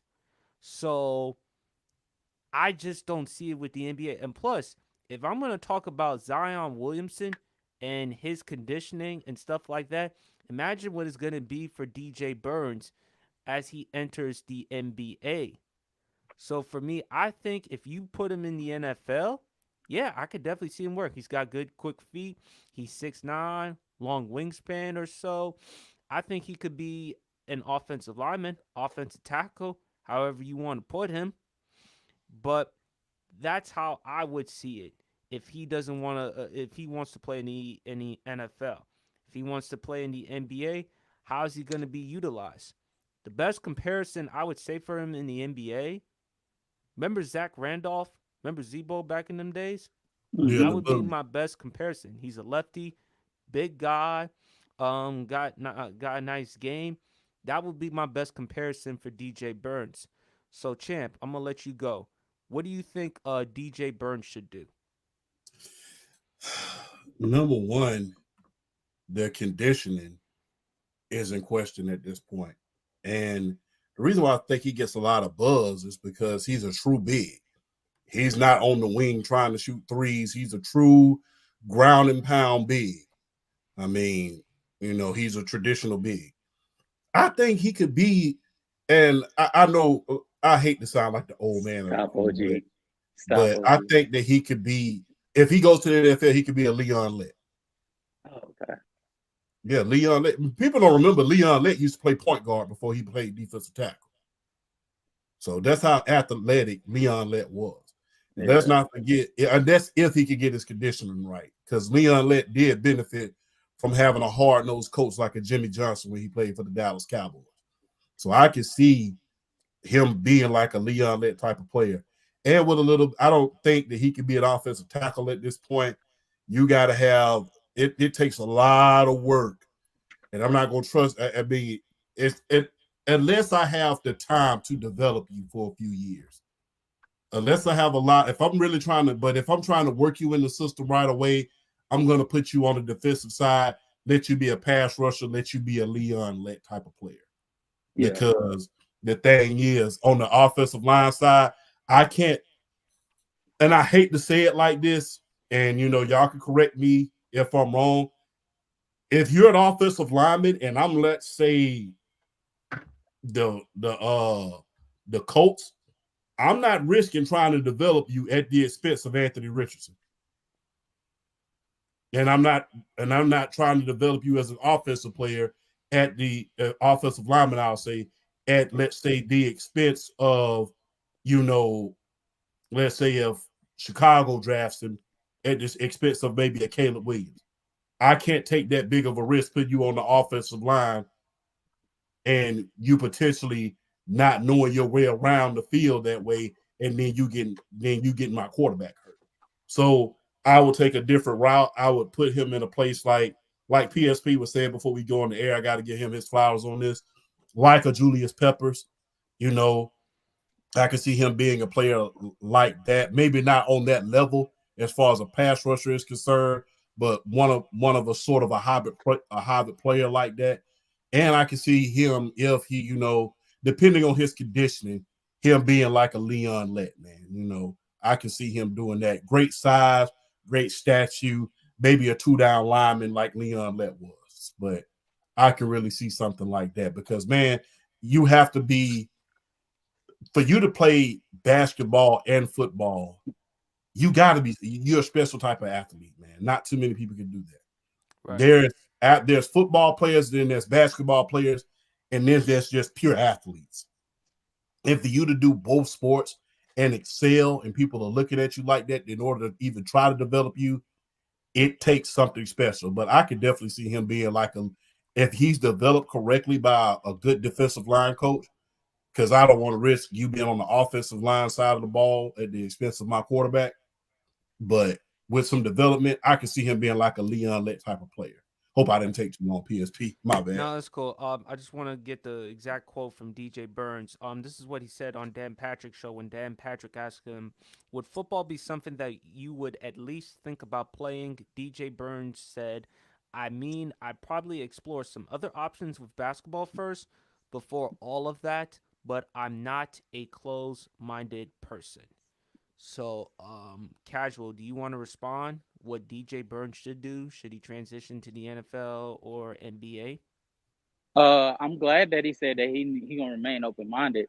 I don't know too much about DJ Burns' game, but I'm gonna just spitball and throw a generality based off of the information that you gave and that OG gave.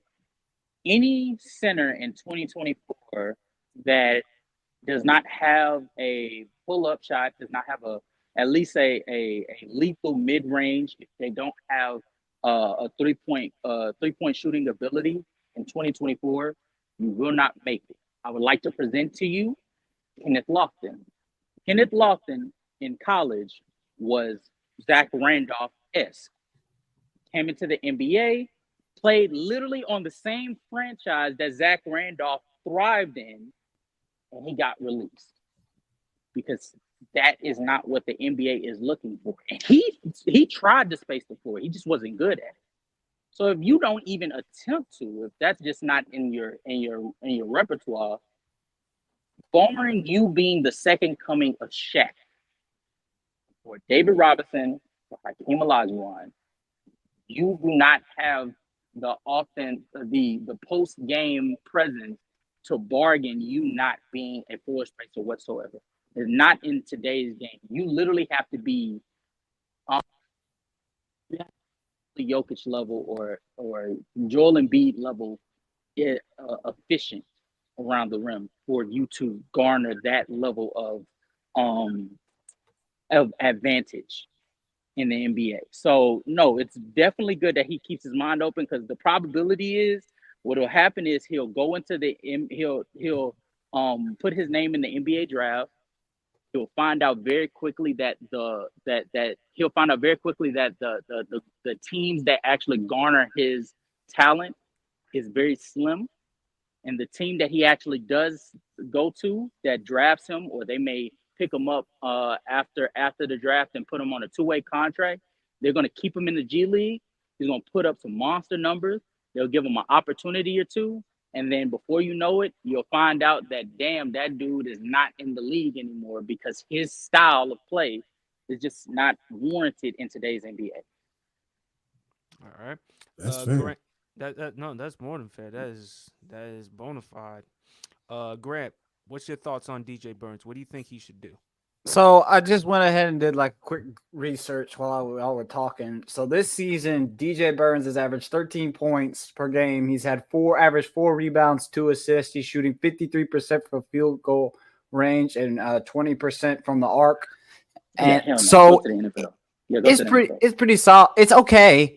I mean, we're talking like in the percentage of like the NFL and the NBA. I think it's good that he's open-minded, because I think it's better for you to explore every single option you have.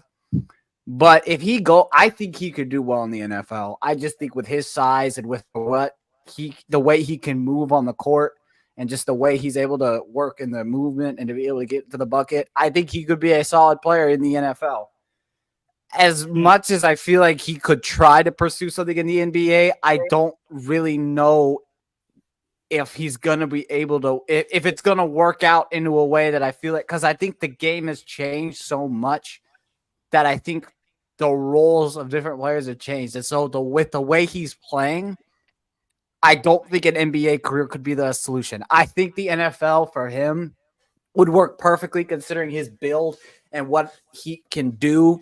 I think he could contribute really great to the football field. I mean, y'all have really said the majority of it. I don't think there's much else I could say. But I think, honestly, at the end of the day, DJ Burns, if you go to the NFL, there's a pretty solid way that you can make it there. I just think the NBA is not going to really be the best solution. But he can do whatever you want because it's your life. You get to make those choices on your own. But it's going to be interesting to see where he goes regardless, because it'll just be interesting to see, because he's really taken over the country by storm. But yeah, he's been trending on social media, and rightfully so. Hey, nothing better than seeing the big fellas trending on social media. Champ, you would know that for a fact. There you go. There you go right there. Luis, man, what do you got to say? And before you got something to say, I want to give some shout outs. Brandon from the block was good. Boy Wonder and Jay Will from the Stay Tuned Live podcast, and of course Jay Bailey as well. Shout out to all of them. Luis, What's that? what do you think what DJ Burns should do? Should he play in the NFL, NBA? What do you think what he should do? I'm just gonna be respectful when I say this. I feel like DJ Burns is a player that has a case of being being a prisoner of the moment. I think he's had a solid run in the tournament so far, but I think people are seeing the 29-point game he had, which was a very good game, but I think people are a prisoner of the moment. I mean, we've seen it all the time. And when you're a prisoner of the moment, you get put into conversations you kind of don't belong in. And as solid as DJ Burns is, I still don't consider him like one of the top big men in the country. Like, I don't think he's on the same breath as Zach Edey. I don't think he's in the same level as Donovan Klingon. Might be the biased Husky in me, but that's just how I feel. I feel like it's a prisoner of the moment. It's a new shiny toy, and people are playing around with the new shiny toy because it's the new thing out. It's kind of like, if you've seen Toy Story, it's kind of like Andy with Buzz. It's like, once he got Buzz, he was obsessed with it, and then we kind of see him fade a little bit from Buzz and split the love between Buzz and Woody. But I'm sorry, that's just the cartoon guy in me. But yeah, no, I don't see his game translating well into the NBA. And like I said, people are putting him in conversations he doesn't belong in. I mean, a main example I can bring up is, I believe, 2018, when Terry Rozier had a phenomenal playoff run and people were putting him in conversations he didn't belong in, saying he was a top guard in the league. And things of that nature. Like it happens all the time. Oh. So unfortunately, he's just a new shiny toy. I don't think his game is going to translate. And I agree with the champ. He should take the NFL route. He could be a great D tackle. He got the size, he got the speed, he got the strength. So, and when Grant read off his percentages, yeah, bro, like you need to do something. Like you gotta hit a mid range consistently, a 3-pointer consistently. Like you gotta develop something, and it just doesn't work in today's game. Yeah, Lewis, when he said his stats, I'm thinking, damn, I thought the way y'all talk about it, I thought this nigga was averaging like 25 and 12. I'm sorry. No, it wasn't. I thought he was averaging like that's just from this Casual. current season alone because Casual he is what I transferred. casual is what I said, dog. He's the new shiny toy on the aisle, bro. Has to be. Yeah, it has to The only be. reason why he's No. trending is because of how he's performing in the tournament, particularly the game against Duke. That's why he's been. Don't get me getting a lot wrong. of- He's had a good run, and this team is not supposed to be here. Let's be real. NC State was not supposed to make it this far, but Right. it happens. It happens every no, go single. Year. Hold on, Every I'm year. getting to a point. Casual. It happens every year with the team that's like NC State. We saw it with the St. Petersburg fucking. I'm sorry, the St. Petersburg go ahead. It's all good. Peacocks. We saw it with It's the all good. Peacocks like 3 years ago. St. Peter's, yeah. St. Peters, thank you. We saw with the Peacocks with that dude Doug. We've heard countless. We saw with Cinderella I mean, I Kobe. stories. think We that's saw just the thing that we makes saw March with Madness Kobe great White. because we saw with Kobe White with NC, Mm-hmm. with UNC. We saw with Kobe White. Cam We see it every Johnson. year. We see it I every mean, year. I think that's just the thing that makes March Madness so great is because we have we got to remember UMBC beat the #1 ranked Virginia Commodores in the first round of the tournament, and it was like no one saw it coming, and then they got one on the next round. Like I think that's the thing that makes March Madness great because you will have teams that like you'll never even know of, like Oakland who knocked out Kentucky in the first round. I was gonna bring. No that one up. knew they were from freaking. Everyone thought they were from California. They're from Rochester, Michigan. Yeah, That's crazy. That's Rochester, crazy. Michigan, That's and they crazy. had I'm a not gonna dude lie. like. And at the end Jack of the day, Golke, was it the Jack Golke game where he yeah, had like 9 the threes? kid that got the NIL. What's funny? Miami, He got an Miami, look at NIL him. deal Look for at him. TurboTax the night after that game. Hey, Miami, Like they look at signed him. a contract and he got a commercial. It's crazy. You heard me, but- PSP. I said Miami. Look at him. The He thing is is- somebody we need. To go back to DJ Burns, the reason why is because he was at Tennessee first, right? And then he redshirted at Tennessee, and then he transferred, and he was at Winthrop for 3 years, and he wasn't really playing that many games, and then he came to NC State, and so now that you have seeing him play now is great, and I agree with you because I think a lot of people do this prisoner in the moment thing where they see it's like they see this new shiny trophy. And they see it, and it's just they think it's this cool thing. It's the same thing. Like y'all aren't gonna get this analogy because I'm a huge soccer fan. There's a huge analogy in soccer right now. There's this kid named Bukayo Saka, another guy named Phil Foden. They play for different clubs, and everyone thinks that Saka is better than Foden. He's not. They're just saying that in the moment. But Casual, with- you know To how go back with Bruce- DJ, Go ahead. Go ahead. All I'll say is this: going back to DJ Burns, y'all gotta chill out on it, hit the brakes for a moment because a lot of people are gonna put this thing like the prisoner of the moment, and they're gonna automatically see it backfire. Because that's what I feel like a lot of people do with people like this, who they never heard of, and they're just taking the narratives in from people, and they're just automatically assuming this kid's gonna be great. Not trying to discredit DJ Burns and what he's done. What I think he's done in this tournament has been incredible. But we gotta pump the brakes a little because I think sometimes people want to always jump to the next big thing. And then once they're going to get tired of it, they'll immediately find something else to hop onto. But go ahead, Lewis. I'm sorry. All Go right. ahead. So casual. So I think we can agree a big thing when it comes to the NBA, especially for guys who like work in the post, is their abilities to like draw fouls, right, and to hit the free throws, right. A guy, because we see a guy like Embiid do it all the time or whatever. I'm looking at his free throw numbers. They're pretty fucking ass. I'm not even gonna lie. They're not even that good. What's Yeah. his free throw percentage? So I- so this is going through the years 2019 to 2023. 57, Okay. 61, 64, 61, 68. He's Ooh. gotten a lot.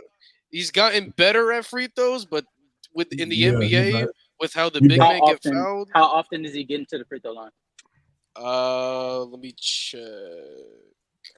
If they could freaking tell me, I'm getting mad. If they could tell me. Because if he's only averaging 14 points, I would like to think he's probably only getting to the free throw line about 4 times.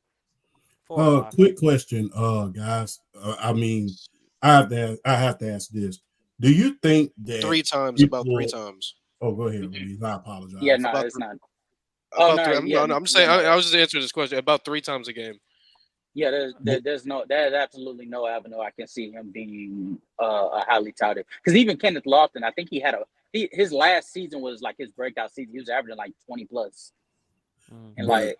like 8 rebounds. Go ahead, OG. I'm sorry. Oh, it's okay. My thing is, I just have to ask y'all this because I'm a nostalgia fan. Do y'all think that he's being put in conversation because of nostalgia? No, Yes. I think he's just being put in conversations because he's having a good run, but he's just never been this caliber player, though. I just, like I said, it's a new shiny that it's what Grant said. Like, this is why March Madness is so great because we always see that one player that is completely unknown or that doesn't really get talked about go off. Like we saw it in the beginning. Jack Golke out of nowhere hit 9 threes. Ain't nobody ever heard of Jack Golke. And then now we're hearing about DJ Burns, which he's a solid big in college, but him having 29 points and was it 14 rebounds or something like that has put him on a complete pedestal that he just doesn't belong in. Like I said, when you compare him to the 2 dominant bigs left in the tournament, like he's not on the level of Donovan Klingon. Donovan Klingon is dang near a walking quadruple double at this point. And Nor if you Zach look at Edey. what Zach Edey's doing, Zach Edey's the best big in the country. Right, and that's why I think he needs to go to the NFL. But again, that's his choice. If I were him, I would go to the NFL, transition to offensive lineman or defensive lineman because of his size and physicality. I just think in today's game, he would have to be in better shape. He would have to do a better job running up and down the floor and in the post. Unless you could distribute the basketball, you have a good enough mid-range, good enough three-point shot. How are you going to be in today's game? If it were back in the day, okay, I would give him a chance. But in today's game, how the game has evolved, I just don't see it. And also to Grant's point, the thing that what makes college basketball so great, people love seeing Cinderella stories. We get tired of talking about Dukes, the Kentuckys, all the other teams that we expect in the national championship. But it's always great to hear like the Oaklands. It's always great to hear the underdog stories because it's rare we hear that in the regular season. But in March Madness, it's just a different atmosphere. Yeah. All right, folks, let's talk about wrestling. WrestleMania coming. Woo! I'm gonna ask the same question as my man Champ asked everyone on his podcast. Which match are you looking forward to for WrestleMania? Damn, unmute me, StreamYard. Damn. Go ahead. Sorry, Luis. I'm getting frustrated. This dang website, man. Yeah. So, the main match I'm looking forward to is Gunther and Sami Zayn, just because Gunther is I think everybody knows Gunther is one of my favorite wrestlers of all time. Same thing with Johnny Gargano. Johnny Gargano is up there as my favorite wrestler of all time, and I'm looking forward to the tag match. But I just been loving what Gunther's doing, man. Just continuously elevating that Intercontinental Championship, and I get to see him beat the piss out of somebody once again. So I love it. It's Gunther, man. It's Gunther. Grant. Yeah, before I begin, I'm watching the Hall of Fame ceremony and Paul Heyman's getting inducted. So congratulations to Paul Heyman real quick because it's a big accomplishment for that. Man, PSP, I'm gonna pull you real quick. He deserves it. So but I have to say the match there's 2 matches that I'm looking forward to. One is Jimmy versus Jey Uso. I've been a fan of the Usos since their debut, and I know a lot of people I already feel like just watching. I feel like they should have added a stipulation to it. I don't know. For me, I wanted it to be like a street fight or something like that, or something like where it was like that's really aggressive. Because I don't think a normal match is the way to do this. Because if you're gonna do this with two brothers fighting, like if we're thinking about it, like if whoever's had siblings, when we fight, we get whatever we can get in our hands and we start throwing it. And then I think you got to do it that way. But I get it. I'm still excited for it. Obviously, number 2, Roman Reigns versus Cody Rhodes, because I had my heart shattered last year when around this time, and I know we'll get into it later, but I'm hoping for a miracle and hoping it happens the right way this time, because if it happens again, I'm not going to be able to function. But I digress. Champ. Number one, the match that I'm looking forward to is the tag team match to decide the stipulation of the main event. Because I want to see if it's going to be one-on-one or is it going to be bloodline rules. And, to see the two world champions team up with two of the biggest one of the biggest stars ever in The Rock, and then now the biggest heel ever in Roman Reigns. That is flat out special. To see the two champions team up and try to get somewhere and then have to wrestle within the same night, that's special. That's special. Number 2, man, hey, you already know about the same PSP, man. Hey, the match with Jade Cargill, Shout out to the Black Queens for the one time, man. Yeah, I tried to, now that's a woman, but I go. But I'm looking. Hey, I'm watching that. Hey, I'm gonna be glued to the TV tomorrow to see Jade Cargill. hey, champ, you gonna have to have the binoculars like Bill Belichick. Yeah. But yeah, I mean the tag team match, man, I got the and Seth Rollins finally seeing Jade Cargill in WrestleMania. Shout out to Jade Cargill, by the way, man. Hell of an athlete. Hell of an athlete. And hey, we gotta give a shout out to Bianca Belair and you gotta be a shout out to Bianca Belair and Naomi and Trinity. Trinity. Yeah, Trinity. You gotta give a shout out to them, man. But because they're doing big things. But I'm looking forward to that three-person tag team match.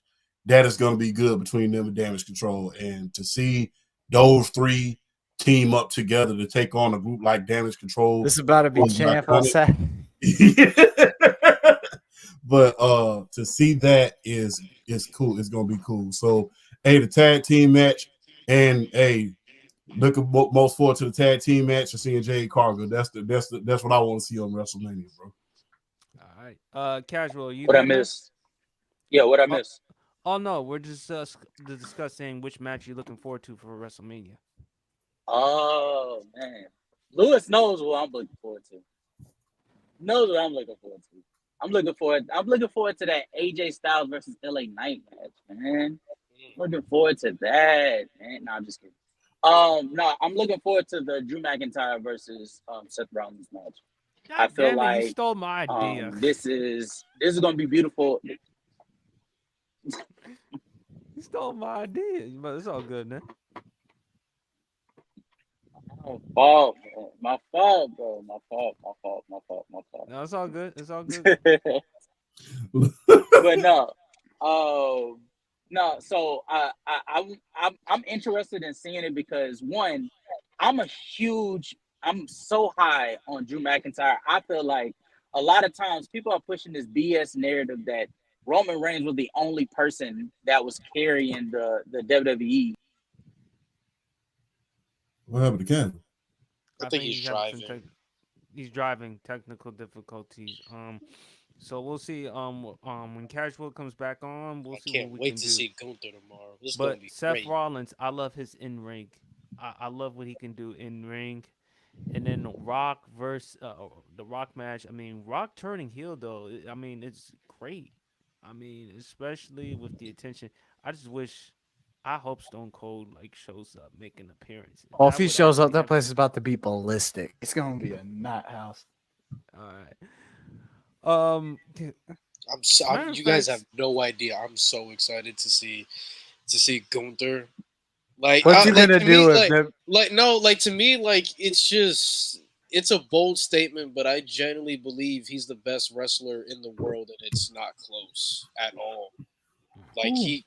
it's big. The only other person that has a discussion of being the best wrestler in the world is Will Ospreay, and as of recently, Ospreay, like he's still putting on phenomenal matches, but I don't put him on the same level as Gunther. Is just on a different level, man. I think he's the pure best in ring wrestler WWE has. Mhm.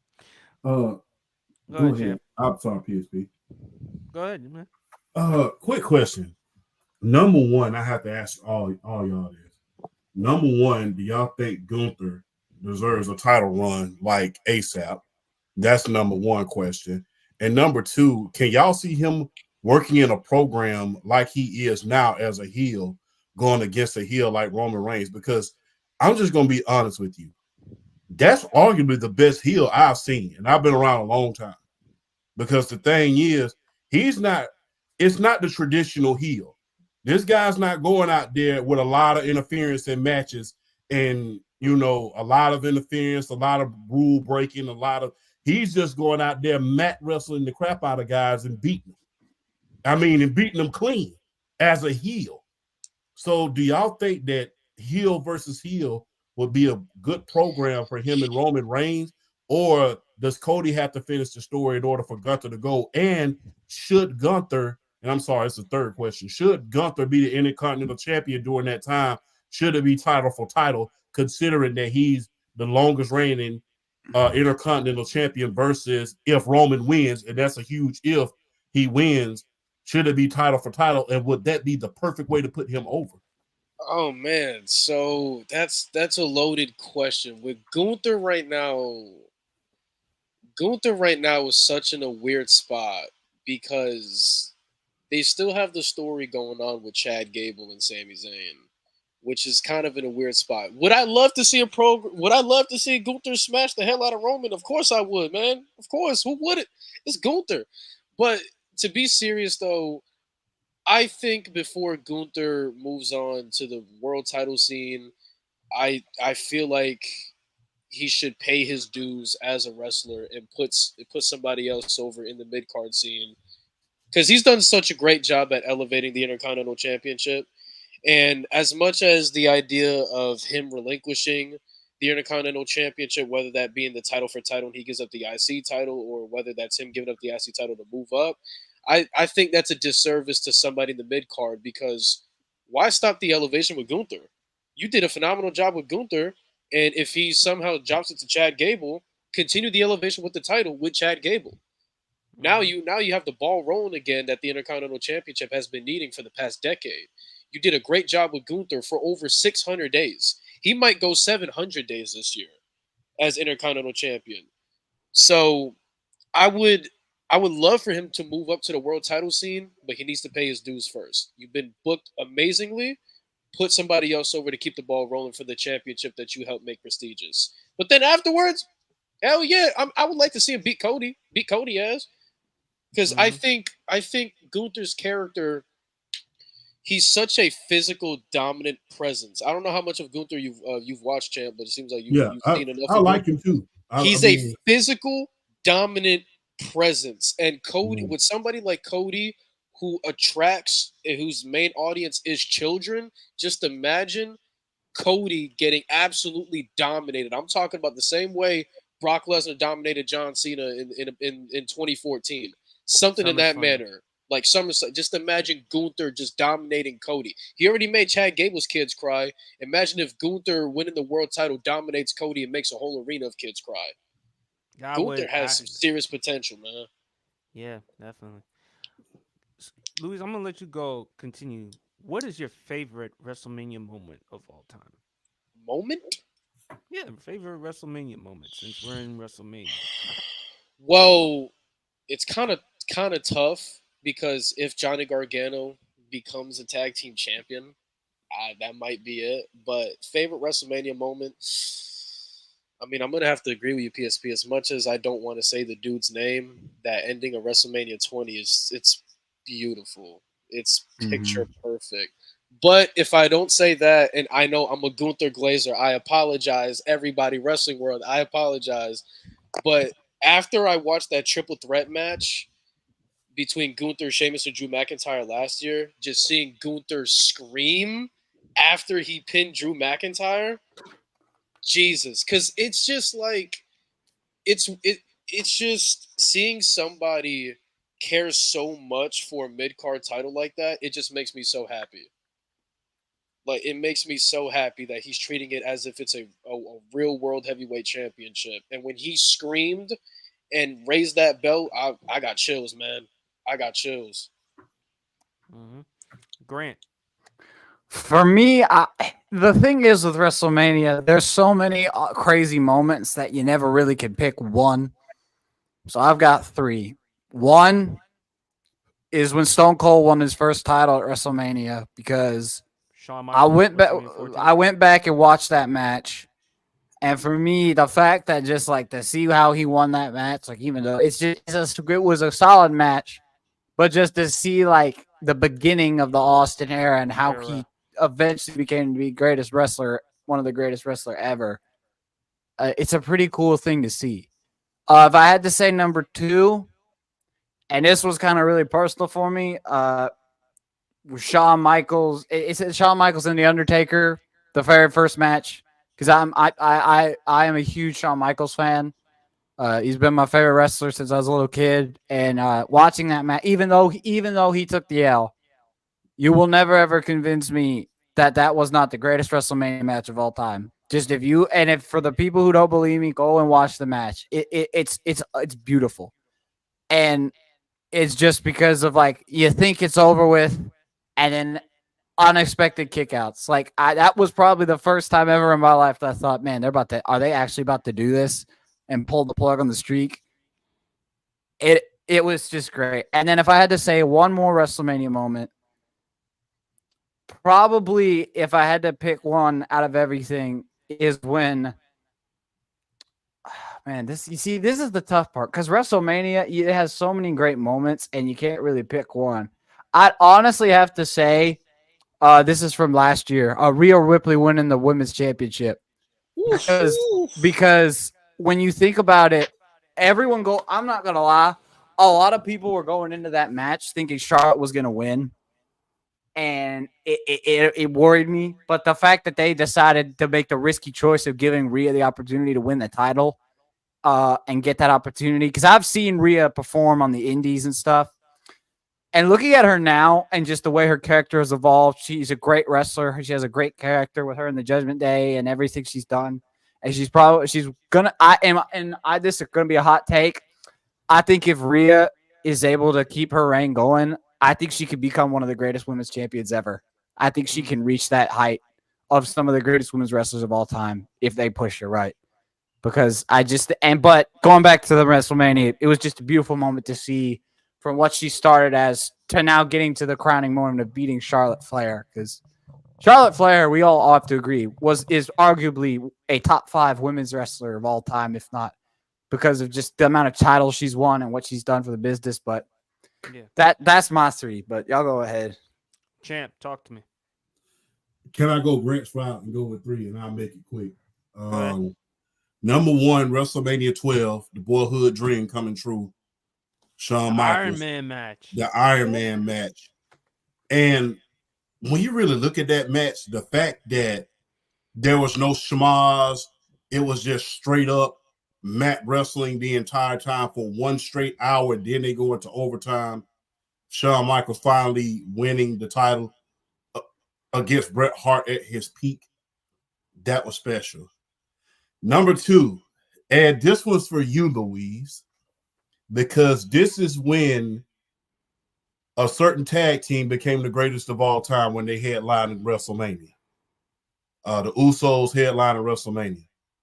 And they did something that not even my favorite tag team, the Road Warriors, ever did. And that's headline WrestleMania. That was for you, Louise, because me and you on a previous show, me and you was going head to head about the First Usos debate versus we've the ever Road had. Warriors. Yeah. But hey, I concede. And one that makes me angry to this day.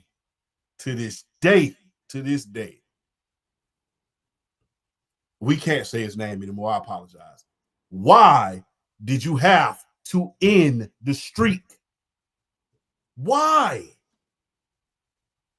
I said no. I literally when they ended it, when Brock You Lesnar look like the ended the dude. You streak. look like the dude whose Yeah. eyeglass. Yeah, I'm sorry to interrupt, but I was at that WrestleMania, and what I remember that match completely perfectly. The moment the bell rang, I've never seen a crowd of that many people go dead silent.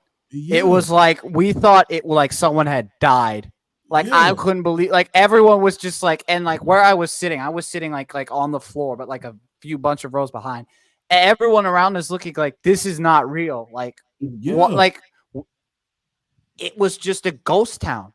Like Call no me one crazy. saw it I coming. like the decision. Call me crazy. I I, I didn't like it, man. They should have been something that wrestlers should have been trying to eclipse. It's like I'm gonna, somebody going let's say 9-0. I'm gonna be the one that breaks that streak that the Undertaker set years ago. And nobody was gonna ever break that record. That's a record that will never be broken. I know that wrestling is a different type of sport, and it is not the F word. It is not, there's no blotches in there, and it is real because the injuries are real. So let's give credit where credit is due. These are world-class athletes, and one of my favorite wrestlers is sitting right with us on this panel. So wrestling is not what. So the injuries are real. But man, when the Undertaker streak ended, I literally thought that either the owner was going to come out. We can't say his name anymore. I really thought that somebody was going to say something and say that pinfall didn't count.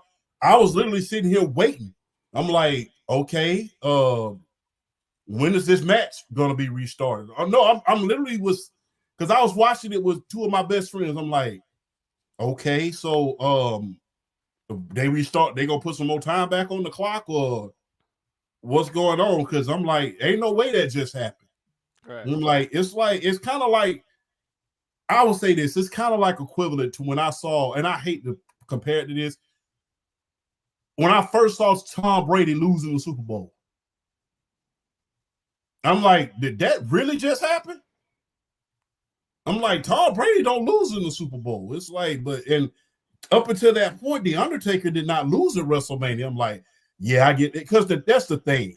I'm like, you know what? Every year I get to see The Undertaker win. And when they ended that streak, I was like, wow, they really did that. That was kind of, and hey, I grew up on The Undertaker, man. I saw his debut at the Survivor Series. Yeah. I saw his debut. I was old enough to remember. I was 3 years old when I saw that. I was 3 years old. So I remember The Undertaker's career. I even remember a little bit before he got to the WWE when he was the Punisher in WCW. So for me to see that streak that I saw finally end, that was something weird still and something special all at the same time. Yeah. It should have never ended the streak. It was the worst decision the WWE has ever made. Streak should have ended, if they were to end it, should have ended at WrestleMania 28 after the after the Sweet Chin Music and Pedigree combo from Triple H and Shawn. Yeah, if there was any time to end the streak, that would have been that. Yeah. But then that kick out was so legendary, though. It was. I said it on last week's show, a couple of weeks ago. I think my favorite Eddie Guerrero moment. At the end, Luis mentioned it, WrestleMania 20. I won't mention his name. I think you know exactly who I'm referring to. You can just read between the lines. But after the match, after he won the triple threat heavyweight champion match between Shawn Michaels and Triple H, great match, by the way. After he looks right behind them and he sees the late great Eddie Guerrero, God rest his wonderful soul. And to see the two together, him winning the world heavyweight champion and then Eddie Guerrero beating the other wrestler, I can't say his name, on No Way Out. To see those two as champions, considering, like I said, the journey from what they went through from WCW and so much on, that was huge. And to see them crying in the ring and hugging the joy. It still gives me tears to this day. Even though you look at him, obviously because of what he did, still it's my favorite WrestleMania moment outside of The Rock versus Stone Cold Steve Austin, WrestleMania 19, which was Stone Cold's final match. Um, that was a great match between those two. The end, the rivalry. Stone Cold, like I said before, he's my GOAT. He's my greatest of all time. And it was also great to see him against Kevin Owens 19 years after. I mean, Stone Cold looked pretty good though for a man who's almost 60 years old. Another great WrestleMania moment. I would say the second Undertaker versus Shawn Michaels match when Undertaker hit the Tombstone Piledriver on Shawn, and when Shawn kicked out, and then Undertaker, his eyes, he's like he couldn't believe it. It's like he couldn't believe that Shawn Michaels quit. And look, Undertaker, he's been on the record saying this, Grant, about your favorite wrestler, Shawn Michaels. Back then, Shawn Michaels wasn't the easiest person in the world to deal with. But in the ring, there was no other wrestler he wanted to work with than Shawn, because that's how great he was in the ring. Ric Flair has often said Shawn Michaels is the greatest in-ring performer of all time. Another great WrestleMania moment. I'm surprised you didn't mention this about Shawn, Grant. Him versus Razor Ramon, WrestleMania 10, the ladder match. I was trying to was keep another- it short. I was trying to keep it short, but I could go on, right? Because I could go on. That I could go on with a bunch of Shawn matches, man. Yeah. It's just every time he's at WrestleMania, like you can go if you can go through a multitude of his matches that he's had. Him versus Kurt Angle at 22, uh him versus Vince McMahon in that no holds barred match, the Undertaker matches, him versus Razor Diesel. Ramon. Yeah, him any match that he's had, it's either been a banger or just like an amazing match. But that's why I call him Mr. WrestleMania. Like, if you wanted me to, I could give you a list right now, but it's like, Yeah. it's just every match he has at WrestleMania is incredible. Actually, save that for next week because I will do a favorite Shawn Michaels moment. So save that for next week's show. Can we all agree about one thing and one thing only? What? The worst WrestleMania match in history was Lawrence Taylor versus Bam Bam Bigelow. Can we all agree on it? I cannot agree because Michael Cole and Jerry Lawler at 27. Oh, thank you. I was not. That was I do not understand that was what the pretty point of freaking that bad. match was. It was just That was like pretty two freaking bad. overweight thing men. about it was Stone Cold was the referee. That was pretty freaking All I bad. remember from that match is just watching Michael Cole tap and just Stone Cold sitting there like this and just watching. And it's just like it was so painful to watch, bro. Bro, that match was no. Yeah. I think that, for me, that was the worst main event of all time. Lawrence Taylor versus Bam Bam. Main event, you got the pushback on it. You got it. but that was like, what? This is like seeing Lawrence Taylor damn near pass out the ring like that. It was crazy. Wrestling is hard, man. It ain't football, man. Another good one though. Another triple threat one. Daniel Bryan. Yeah. Versus Randy Orton and Batista when he had to beat Triple H at first in order for him to be qualified for that match. That was a great one. I will never understand how Randy Orton, after he went to that Batista bomb and that RKO, and how the bottom of his back hit the monitor. Like, that had to have hurt. Like, oh my goodness. What you mean he hurting now? Yeah, no. I mean, when you do as slow as he has, I wouldn't be surprised if you're in that much pain. I completely get it. All right, folks, let's get into some NFL. Of course, the big trade. Stephon Diggs to the Houston Texans. The Houston Texans traded a second-round pick. Correct me if I'm wrong, champ, in next year's draft. Not this year's, next year's draft. Sir. And the Texans, they get a fifth-round pick, a sixth-round pick next year, and Stephon Diggs. This is huge for the Houston Texans. I think this will elevate the AFC Championship expectations. Can they compete for a Super Bowl? Chip and I, we had this conversation, I believe, Tuesday or Wednesday on the Sports PSP podcast. Make sure you like and subscribe. Champ made some very valid points. This is his third team with a Pro Bowl quarterback, and again, hey, I mentioned Trayvon Diggs, the brother of Stephon Diggs, star player of the Dallas Cowboys. He talked about how Stephon Diggs was feeling, and if it's coming from the brother of Stephon Diggs, then Stephon, people are going to assume it's coming from you. Houston clearly won this trade.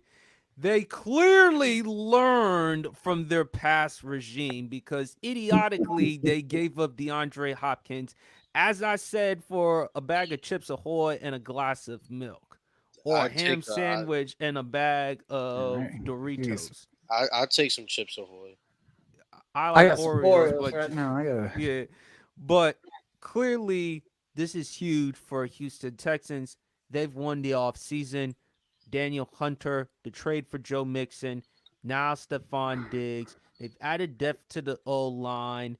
CJ Stroud is definitely in the conversation for the MVP after coming off a great year in which, had it not been for injury, he probably would have won it, considering how mid or bad the quarterback play was last year. And after back-to-back great victories against the Tampa Bay Buccaneers, and let's not forget the Cincinnati Bengals, in which the Bengals were competitive at Joe Burrow's home. When I look at the Texans, man, they are a team in the rise to come. DeMeco Ryans has been tremendous. Grant, you even tried to make an argument for him as coach of the year. They came off a dominant victory against the Cleveland Browns, lost in the divisional round to, of course, the Baltimore Ravens. They are loaded. I think they're the team to come in the AFC in the future. And I think it's going to be harder for Kansas City because I don't want to talk about the Rashee Rice situation. That's a story for another day. They just traded L'Jarius Sneed. So you got to deal with not only Stephon Diggs, but you have to deal with Tank Dell, who's coming back. And shout out to our man Trent. He's been talking about Tank Dell for so long, and as well as Sports Talk as well. Sports Talk is a fan of Tank Dell. And, of course, Nico Collins, even though I love me some Oklahoma, he went to Michigan. Shout out to Michigan. And, of course, Joe Mixon from my school, OU. Can't forget him. Yeah, the helmet. They got Dalton Schultz, so they're loaded. So I think Houston could be the team that can compete and challenge the Kansas City Chiefs. I think this is also going to be great because another quarterback rivalry with Mahomes versus CJ Stroud. As for Buffalo, forget Super Bowl window. That door has been officially closed. You're even wondering, can they win the division? Because, look, Luis, I know you're not the biggest fan of Tua. You like Tua. You respect Tua. I mean, you got to at least give them that. They should compete in the AFC East unless Aaron Rodgers stays healthy, assuming if Aaron Rodgers stays healthy, because the Jets, they've made some moves. The Hassan Reddick trade. They signed Tyron Smith. Yes. Okay. They have some pieces to help out with this team. It seems like Zach Wilson is not the answer. They added Mike Williams. So I don't know about the Buffalo Bills. At best case, they should probably finish third. And look, Sean McDermott, he's going to be out the door. Ken Dorsey is gone. They're about to clean house if I'm Buffalo. And when I look at it from this standpoint, and Champ mentioned this, Minnesota or San Francisco or any other team that you're looking for a quarterback, would you consider Josh Allen? Hey, I'll give a couple of first rounds, maybe a third round or something for Josh Allen. Send him to Atlanta. Send him to Atlanta. Go ahead. He already got Kirk Cousins. I already got Kirk Cousins. I have to deal with that quarter. I got to deal with him as my quarterback for at least the first 2 years. But PSP, let PSP finish. But that's my thought. But I think this is huge for Houston. They won the trade. As for Buffalo, what's next for Josh Allen? And what's next for you going forward? They're going to have to clean up house. Sean McDermott's going to be out the door. The only thing that they have looking forward to is the tight end Kincaid and James Cook. And James Cook actually shows you how valuable he was to the team if you incorporate the run more. And that was another thing that helped Josh Allen with turnovers. Last year, he was second in the NFL in interceptions behind Sam Howell. So I think they're going to have to trade Josh Allen. That's what I think. I think that's what they're going to have to do. Whoever wants to go first, what's y'all thoughts about the Stephon Diggs trade? I mean, I'll go first. I'm happy. I'm gonna be when this move happened, I thought this was a troll tweet. Like I didn't think it was real. This is a move I think we should have all known that was coming. Stephon and Josh Allen's relationship, as we can tell, has fallen apart the last few years, and I think it finally hit a boiling point where he wanted to leave.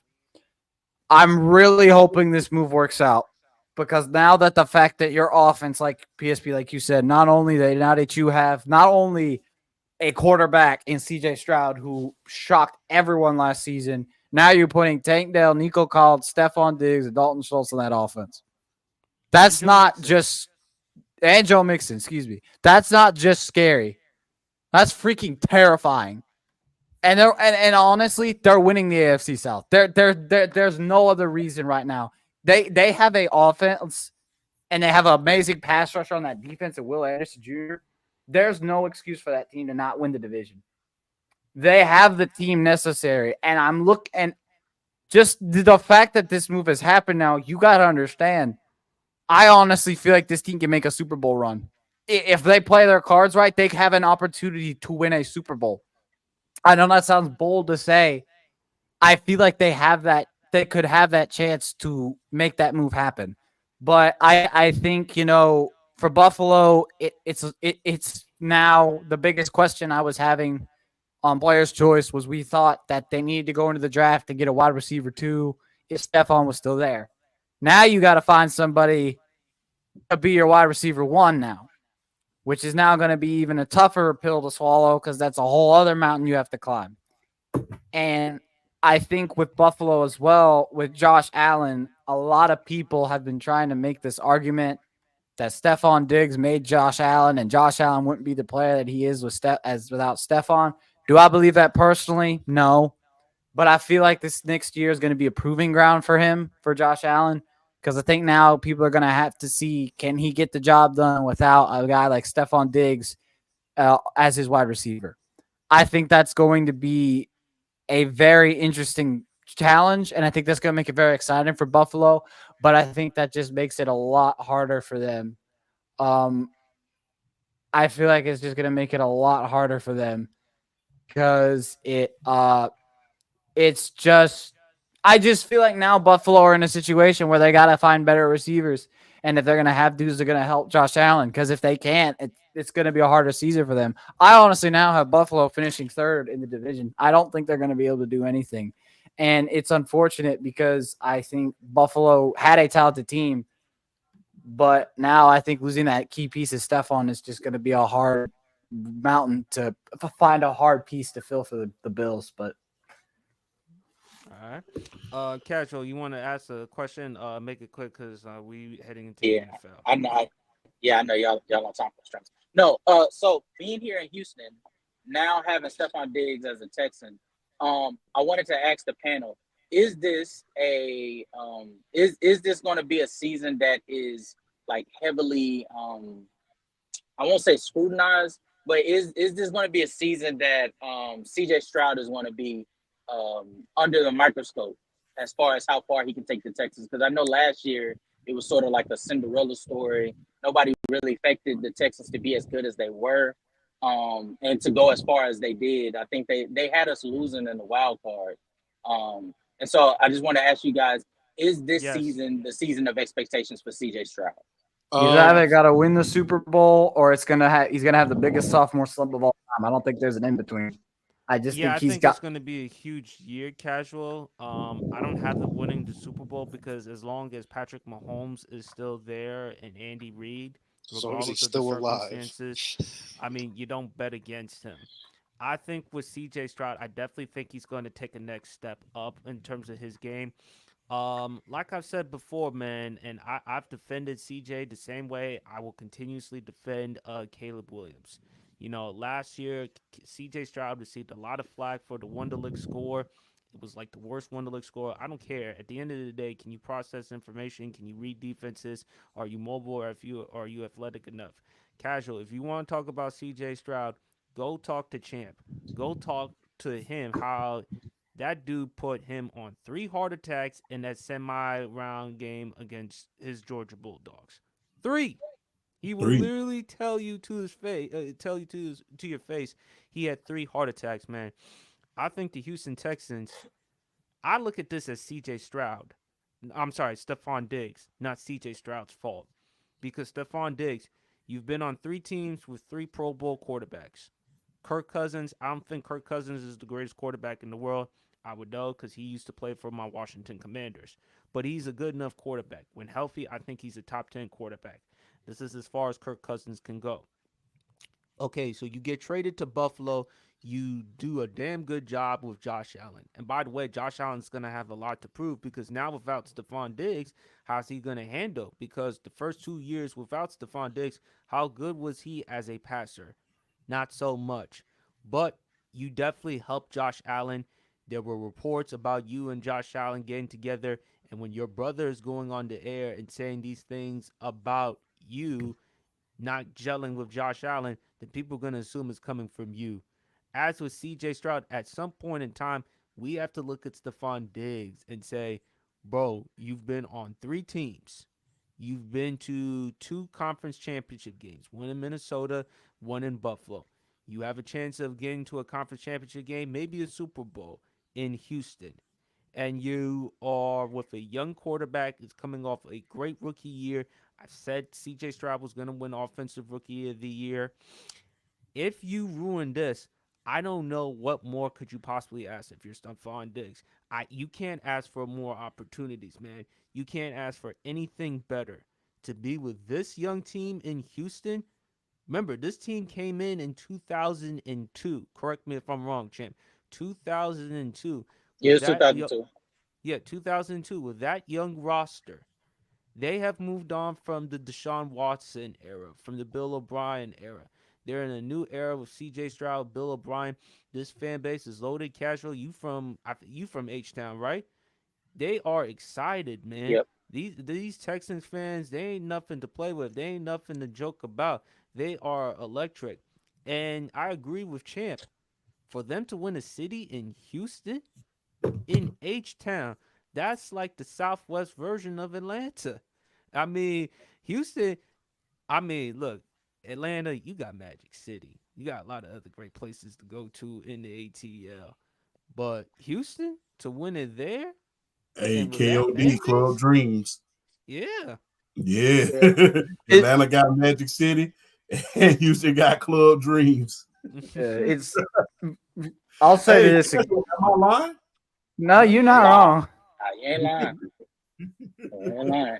No, I appreciate it. 2 things before I leave. Drew McIntyre, Randy Orton, and Roman Reigns and Jey Uso carried the pandemic. And whatever OG says, I agree. All right, y'all. Take it easy. All right, Take it easy, man. No, I'll get you on the watch. I'll get you on the rinse.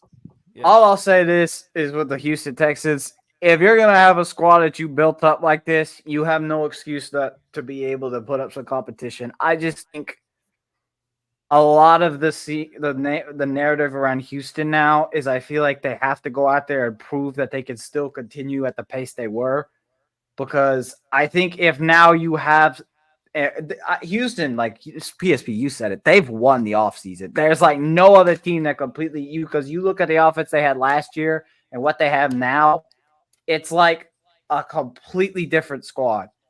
And I think this team now has more of a challenge to succeed because now I feel like now they have to show that they can still maintain the dominance that they had last season and come into this season. But I just think it's exciting to see because I think Houston the Texans have been a team that for years have struggled to like dominate and find the right system. And for once, it's kind of like you now see that they're finally starting to put the pieces together. And I feel like looking at where the future of Houston could be, it just looks like there's nowhere else to go but up. But with Stephon Diggs, I feel like you have to make it work. You can't. If it doesn't work here, it's probably never going to work anywhere else. If this is for me, this is kind of his last shot to get the ring, because I don't think he can make another excuse if he doesn't win it in Houston with the team he has. Because when you were in Buffalo, you had the weapons, it had the roster, and you couldn't make it out of the playoffs, and you couldn't make it past Mahomes. You're still in the AFC, and Mahomes still exists. But now you have to prove it now with this team. Because if you can't prove it here, you're not going to feel like you're not going to be able to prove it anywhere else. And I don't think anyone else is going to want you. But that's all I got to say about that. Whoever wants to go, champ, Luis. Okay. Like I said, and I'm not going to keep, I don't want to keep recycling the same thing. They have the chance to be, this team has the chance to be just as big, if not bigger, than Warren Moon and that run and shoot offense back in the 90s. They have a chance to do something that, even if they make it to the AFC Championship, that's something that Warren Moon team could never do. It's something that team could never do. I mean, all the talent on that team, I think at one point they had 13 Pro Bowlers on that team, and they never made it to an AFC Championship. They never could get past the Kansas City Chiefs with Joe Montana, and they never did get past Buffalo. So they have a chance in order to do something for that city that hasn't been done. Plus, the buzz is around the city, man. I mean, like I said, we all seen Clutch City with Akeem Olajuwon back-to-back. We saw them win 2 out of 3 World Series with the Houston Astros. But I believe the one thing that the city of Houston has been craving is a Super Bowl. And if you can imagine with some of the star power that they have in the city of Houston, Bun B, Trader Truth, you name the star. You name Mike the star. Jones. Yeah, Mike. Yeah. You name, yes. Yes, indeed, man. Forgot about Mike Jones. Chameleonaire. I mean, Paul Wall, man, you name it. Like I said, it's like Atlanta, but on steroids. I mean, even the great Scarface, man, even Scarface, Jay Prince, Willie D. If you can, like I said, and that's what some of the Southern origins from hip hop come from too, but that's another story for another day. If you can win a Super Bowl in Texas, where football is king, like I said, there's over $5 million, there's over $10 million stadiums at a high school level in the state of Texas. So if you win a Super Bowl in a city not only dominated by hip hop like Houston, but also in a city that has a rich history of football, especially with the University of Houston, who was a cornerstone, who quite frankly helped start up the run and shoot offense down there with Jack Pardee. Hey, that would be something very, very special. And quite frankly, I want to see CJ Stroud not only win the MVP, but I would love to see a passing of the torch game in the AFC Championship between him and Mahomes. Absolutely. Luis, man. It's never nice to prey on another man's downfall, but Josh Allen, I hate you. Thank God, yo. I was getting tired of disgusting. that duo, man. Oh my God. I'm getting tired of that duo, man. I didn't care who left. Diggs left, Allen left. I just wanted one of them You gone. sound like the Grinch who stole Christmas. Bro, thank God, man. It's about time, bro. Jeez. As for Stroud, you guys said everything. I just want to see Stroud win the Super Bowl just to see how Cowboys fans are going to react. That's all. I just want to see, because I think it'll be funny, and I think people would side eye Dak so hard, and I just want to see what would happen. Would Texas explode? Who knows? But I want to see it. Houston, Texas winning a Super Bowl before Dallas. I mean, hey, listen, bro, we've seen the Tampa Bay Buccaneers win the Super Bowl. No, I'm just saying, this is more salt in the wound. Oh yeah, more salt in the wound. Yeah, Oh yeah, no Tampa question. really And did. Yeah, Tampa really did. especially with this happening. I don't mean to interrupt. I apologize, guys. You good? Especially with the Dallas mayor coming out with some of the comments that he made about the Kansas City Chiefs possibly making a return to Dallas. Because y'all remember the city taxes that are used to renovate stadiums in the city has been revoked by the voters in Kansas City. Right. So, Yeah. and if you know if you know football like I know it, like I'm pretty sure all of you do, remember it wasn't always the Kansas City Chiefs. They were the Dallas Texans at first. So the mayor of Dallas has been campaigning for the Kansas City Chiefs to make a return to Dallas. And He's been pushing. I don't He's been know. pushing it for a while, hasn't he? Because I could have sworn he was trying to do that same thing. Sorry for interrupting. I was just Go ahead. curious because I could have sworn he was trying to push for this a long time ago, and it kind of died out. And now I feel like Yes, he did. And you're absolutely correct. You're absolutely correct. And my thing is, for him to be the Dallas mayor, number one, because people don't understand this. The Dallas Cowboys was brought to Dallas in order to compete with the Dallas Texans. Mm-hmm. So, I mean, and that Not is the looking why. good. Yeah, but It ain't looking and for good, you to especially when be- you America's team. Yeah, and that don't grow, and that doesn't vote good for you. And as they say in the Wild Wild West, they are in the West. This town ain't big enough for the two of us. Mhm. So I'm just gonna be honest with you. I don't think that town is big enough for the Kansas City, for the Dallas Chiefs if they end up going there, and the Dallas Cowboys. And hey, especially, and I'm thinking that the mayor of Dallas is kind of like putting the heat on Jerry Jones to say, look, you see what these guys over here doing. You see what Houston's doing. You see what everybody else doing. And you haven't done a thing over the course of the offseason in order to get better.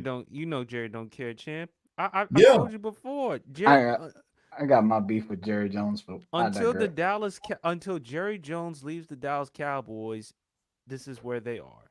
They ain't winning shit. Why do you think he brought in Mike McCarthy? A more than adequate replacement for Jason Garrett. He brought him over to the crib for beer and nachos. Clap. What he does best, clap. That's all he does. Mike McCarthy's just a yes man. Goes to the house, have beer and nachos. And the other reason why it sells, champ, Patrick Mahomes is a native of Texas. Yeah. To have the Texas kid play for Texas and to win a championship. Can you imagine how much attention that would give? And we all know Texas. If there's one state they eat, breathe, and sleep football, it's Texas. that state. Pee Wee, Pop Warner, high school, college, whatever you name it. Go ahead, Grant. I'm sorry to interrupt, but I just got breaking news. Iowa have beaten UConn, or Iowa's going to the national championship. Oh man. Bullshit call, but it is I what it is. cannot believe that. 71-69. Wow. Yeah, it was a great game. Congratulations to Caitlin Clark, man. She played horrible. She played bad. Yes, she didn't play great. She did not play good at all. She did not play great, but I mean, but that's what the perks of having a team for, because but give credit to Hannah Stokely. because Hannah Stokely is ridiculous. That's a baller, bro. Yeah, That's a in baller. that game, and matter of fact, she actually played well in that game. I mean, they won. She hit 5 of 7 from the free throw line, and then on top of that, let's see what she got. Like in terms of points. Shout out 71, Aaliyah Arnold for 23 us. points. She had 23 points in that game. I mean, shout out Aaliyah Arnold for us, man. Baby girl needs her flowers too. You know what I'm saying? I know all the cover's gonna be on page, but Aaliyah, she balled out for us. All right, let me read some comments in the comment section below. Our man Brandon from the block, go check out his podcast. He said, "What's good, y'all?" And just to upset all of us. okay. Over Lamar. He needs to stop, bro. Tell Herbert. Y'all glaze that man too much. No, I get it. honestly, He's a good. Listen, I got nothing wrong with Justin Herbert. I think he's a great quarterback. Y'all Herbert fans want to toss him in conversations he don't belong in.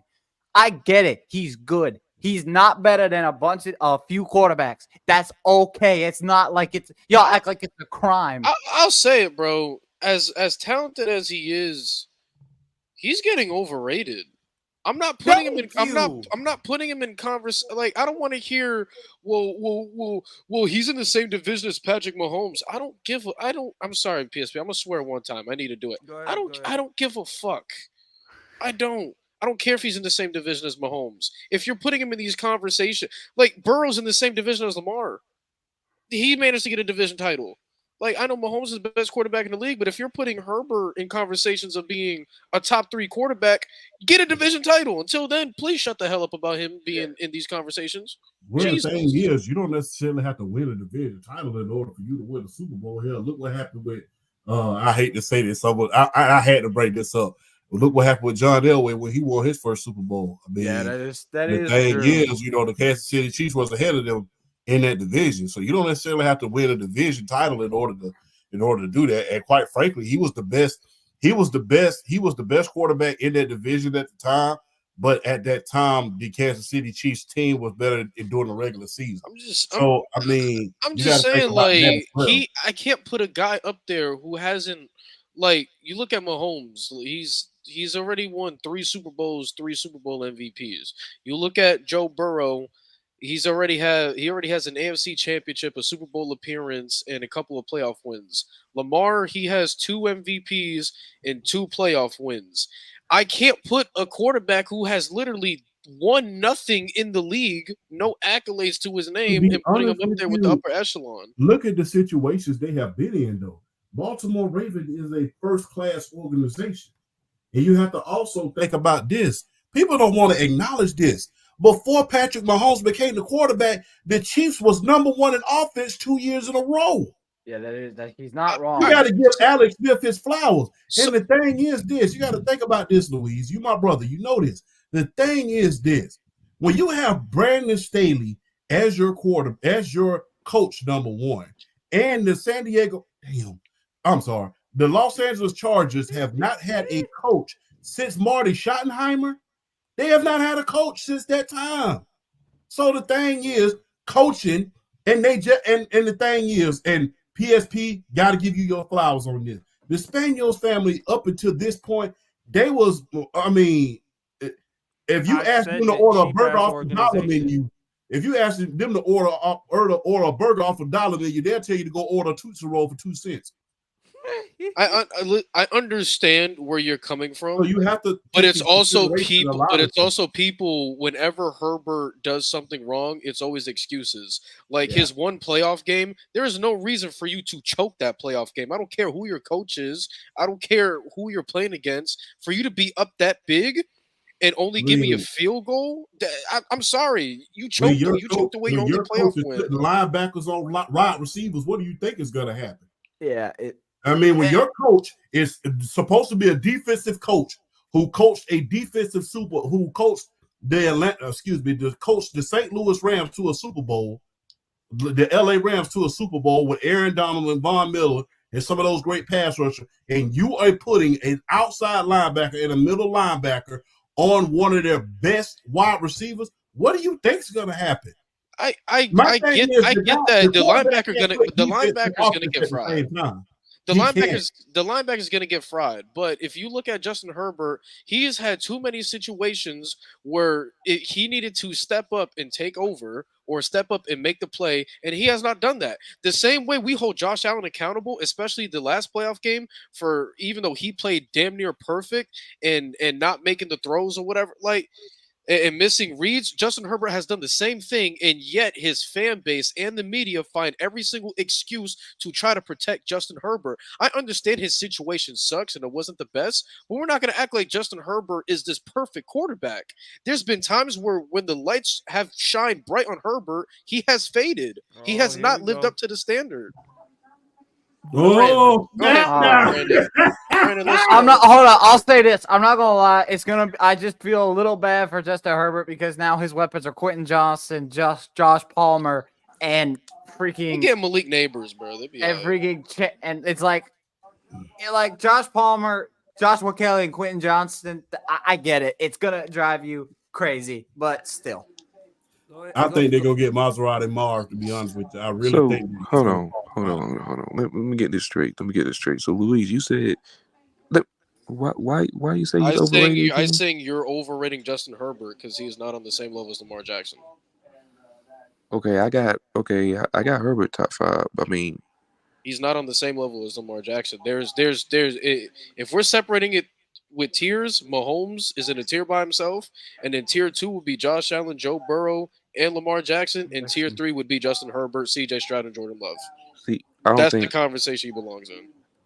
I mean, I don't think CJ up there. I mean, CJ's already won more than Herbert has his whole career in one season. I think about situations too. I put that into too. Okay. I'm just saying. Did CJ Stroud not walk into a horrible situation? No. I get that. No, I do. But I got CJ Stroud at what I got him at, like 6, 7. Wait a minute. I'm sorry to interrupt, Grant. You mean to tell me that you are telling a better situation? You mean to tell me that you think that Brandon Staley is a better coach than DeMeco Ryans? Is that what you're saying? No. Heck no. No, I ain't say that. Oh, I thought you were talking. I'm about to say. I'm just saying. I'm not talking about you, Brandon. I'm like, you're talking about situation. You was like, well, CJ Stroud came into a bad situation. I mean, yeah, they were like 3. They were 3 and 13. They were 3 and 13. He went into a completely unknown situation. We're looking at what DeMeco Ryans is right now. When DeMeco Ryans got hired, we didn't even know he was going to be this type of head coach. He came into a completely unknown situation. Well, we already knew he was good though. He was good because he coached the San Francisco 49ers. He was no, champ. I'm gonna steal your line. You old enough to know football better than this. There's some coaches, coordinators who have gotten hired to be head coaches who are just better as coordinators than head coaches. We did not know DeMeco Ryans would be this good of a head coach. He's by far better than Brandon Staley was in his first year. I have to say no, Champ. I understand that, but my point is coming into the season, it was still unknown. Yes, he was a very great defensive coordinator for San Francisco, just like Vic Fangio was a great defensive coordinator all them years back. But as a head coach, it's still unknown. There's a lot of guys. Yeah, he started to join up, and yeah. And Steve Spagnuolo when he was a part of that Wildcat. Wasn't that Steve Spagnuolo back during the Wildcat era in Miami? Unfortunately. Yeah, so yeah, he was a hell of a defensive coordinator, but unfortunately he was a Wildcat merchant because after the Wildcat didn't work no more, he was up out of there soon. So I get what you're saying about that. So I will not sit up here and lie to y'all and say freaking Brandon Staley's a better head coach than DeMeco Ryans. But when we're talking about situations, and this is what I mean when people give Herbert too many excuses, and especially what Brandon's doing when it comes to CJ Stroud. We're looking at what the Texans are today. That's what I'm saying. We're looking at the Texans are today, and we're comparing them.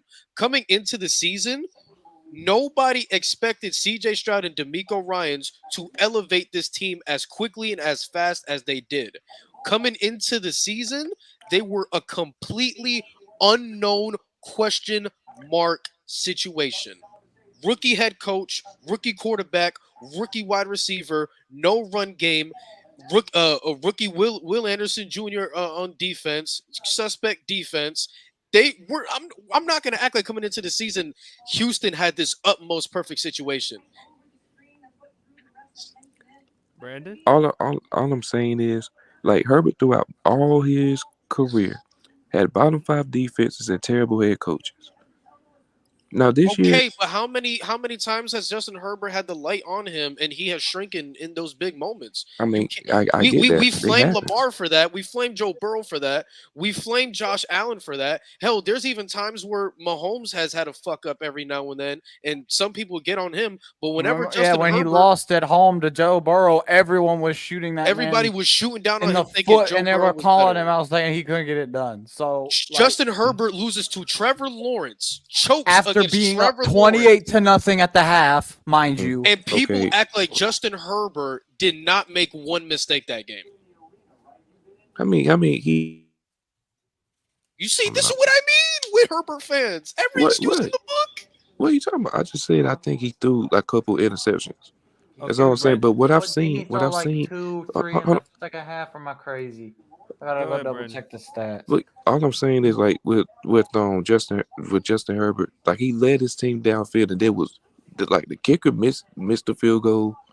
Like there was times they could have won the game and stuff like that. But I'm just saying, bro. Like the dude, like Herbert to me, he's elite. That's really Yeah, all I'm saying. I agree. That's really all But I'm what I'm saying. saying is he's not in these conversations yet with Lamar, Burrow, or Josh Allen. In order for me to put you in those upper echelon, like if I'm telling you, if Patrick Mahomes didn't exist, those three would be fighting for who's the best quarterback in the league. It wouldn't even be close. But the fact Mahomes exists, I can't put you in those conversations with those other three quarterbacks. Forget Mahomes. I can't put you in a conversation with So, Joe Burrow, Lamar Jackson, or Josh Allen when you have not won me anything. I so can't do that. what changed from Lamar this season? What do you mean? What changed for Lamar? Lamar has always been at worst the fourth best quarterback in the league. Okay, I Brandon, mean, who's your top 5 What do you mean? quarterbacks? Lamar said just won Herbert. MVP too. Like, yeah, I get it.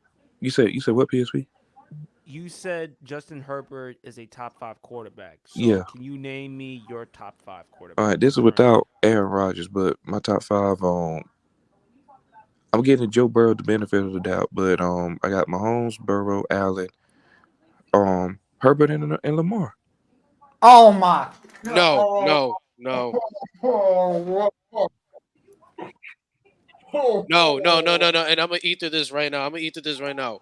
The way y'all be shitting on Lamar in the playoffs, you have I mean, no I right don't to do rank that though. Justin Herbert ahead of Lamar. No, The way I you don't guys do that. criticize Lamar's trash ass play in the playoffs, Justin Herbert did one of the biggest choke jobs in the playoffs. I'm just saying he belongs in no conversation with Lamar. I don't get on Lamar here like that. I don't do that. Okay, so has But then how can you put Herbert over Lamar if you're Because trying Herbert to like? to me is the better quarterback. He's a better quarterback than Lamar Jackson.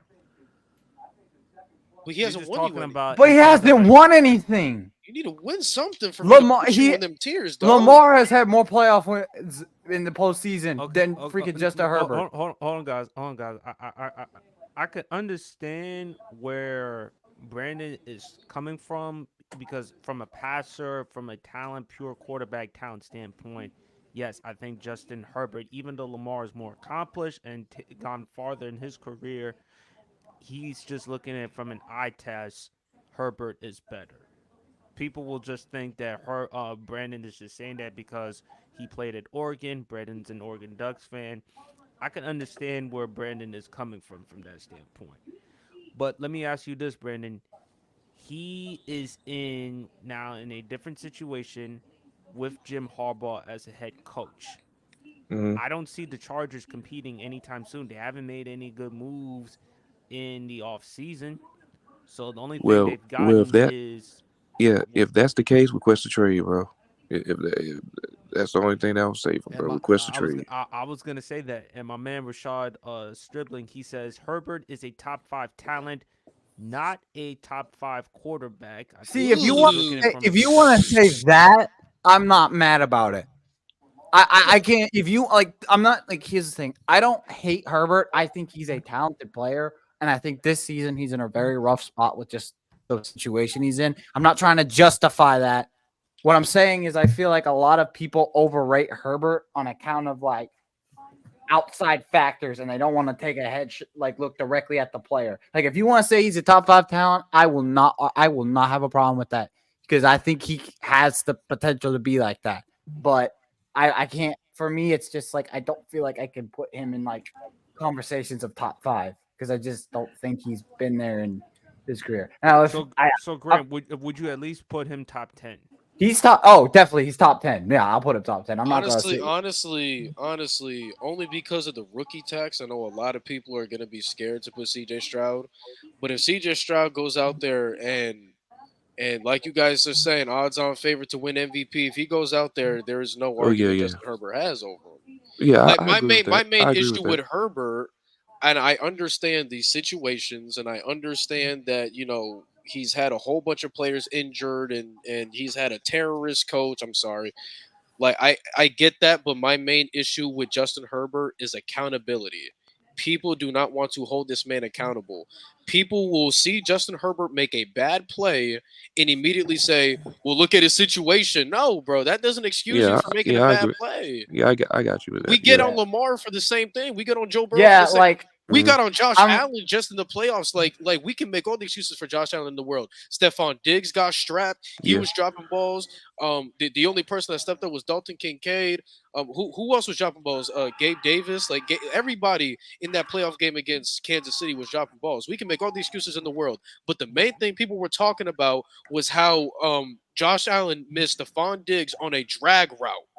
On a drag route. They That was killed the him main for thing it. people were talking about. Not all the drop balls, not all the great throws that Josh Allen did. Nobody was talking about that, but they were crucifying Josh Allen for missing one read. But let me ask you this. But let me ask you this question. And I hate you Josh Allen. Y'all know that. But because we mentioned Justin Herbert has not won a playoff game, if that's the case, then Kirk Cousins is better than him because Kirk Cousins has a playoff victory. And if that's the case, then Jordan Love is better than Justin Herbert because he has a playoff victory. Justin Herbert has not. So are we going to use playoffs as another criteria? I'm not saying you're wrong with using playoffs, but there have been other quarterbacks who've won playoff games. Brock Purdy has more playoff games than Justin Herbert. So is Baker Mayfield. But we're not going to sit there and say that they're better.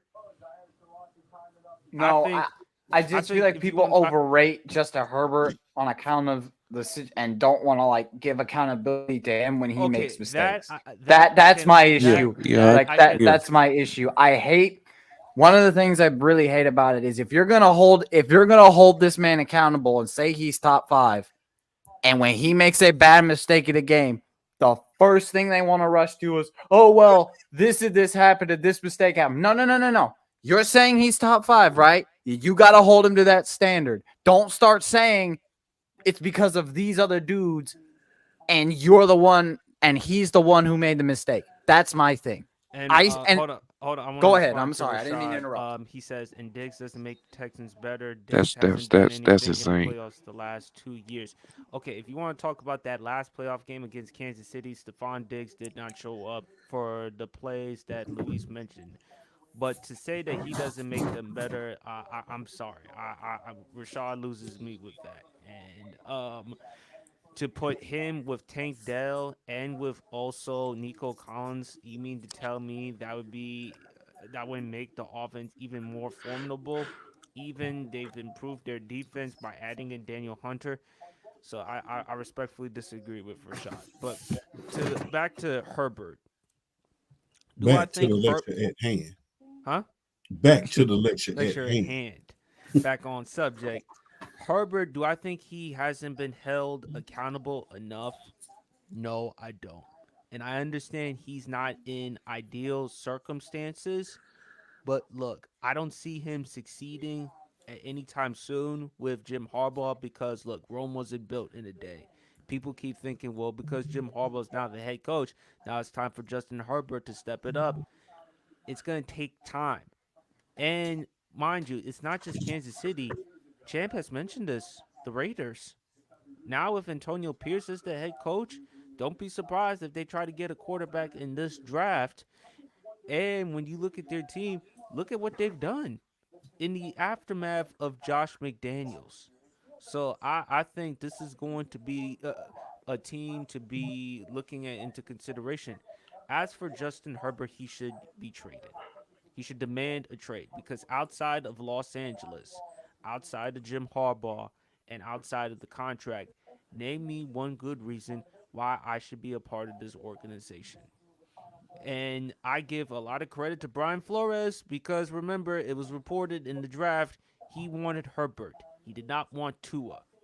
And imagine how the Dolphins would be if they had Herbert instead of Tua. Sorry to throw it in your face, Luis. But speaking of quarterbacks, and we'll probably end it off on the show. I got a which one you want between these two quarterbacks that were number 1 overall picks.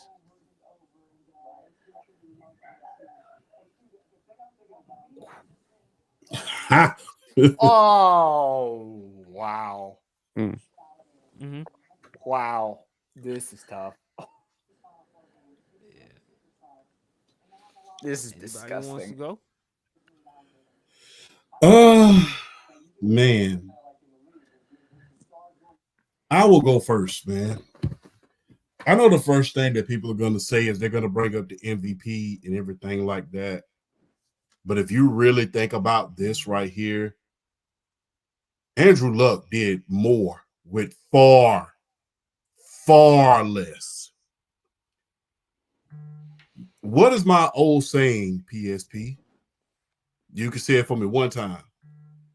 When it comes to quarterbacks without no line, Yep, quarterback can't throw behind his back. exactly. And the only quarterback that I ever seen run for his life outside of Joe Burrow and your team get somewhere was Andrew Luck. He didn't have a line. He caught Reggie Wayne on the back end of his career. T.Y. Hilton was around a few years. I mean, and for you to get not only for you to get your team to the NFC to the AFC Championship a few years, but for you to also have one of the biggest comebacks in NFL history in that playoff game against the Kansas City Chiefs. I mean, and did have one of the best plays where your offensive line fumbled it at the line. You scoop it right up and just dive in. Andrew Luck had heart, and he could have very well been. He can't, and people will give me flack. He could have been the modern day. He could have been the modern day John Elway, but twice as good. And people can give John Elway flack all they want to, but at his peak, there's not one quarterback that you would kind of take during the 80s and even the 90s. There's not three quarterbacks you would take during his peak over John Elway, other than Montana and maybe Marino. Maybe. But the thing is, and Andrew Luck had the intangibles and the tangibles, and coming into that team where you had arguably one of the greatest of all time, you had to step into another person's shoes when it came to Peyton Manning. I mean, and they came from, with Peyton Manning, they came from nothing to something because, before Peyton Manning got there, they didn't have any franchise quarterbacks. They were still wounded from moving from Baltimore to Indianapolis, and they had not yet captured the magic of a quarterback being there. They had drafted Jeff George. They went through a year where they made an AFC championship with Jim Harbaugh, where they caught lightning in a bottle, but they couldn't quite get there. Finally, you get a Peyton Manning, you win a Super Bowl. Lo and behold, Peyton Manning breaks his neck. He injures his neck. And now you have to step into a town where this is Peyton Manning's town. A hospital is named after Peyton Manning in that town.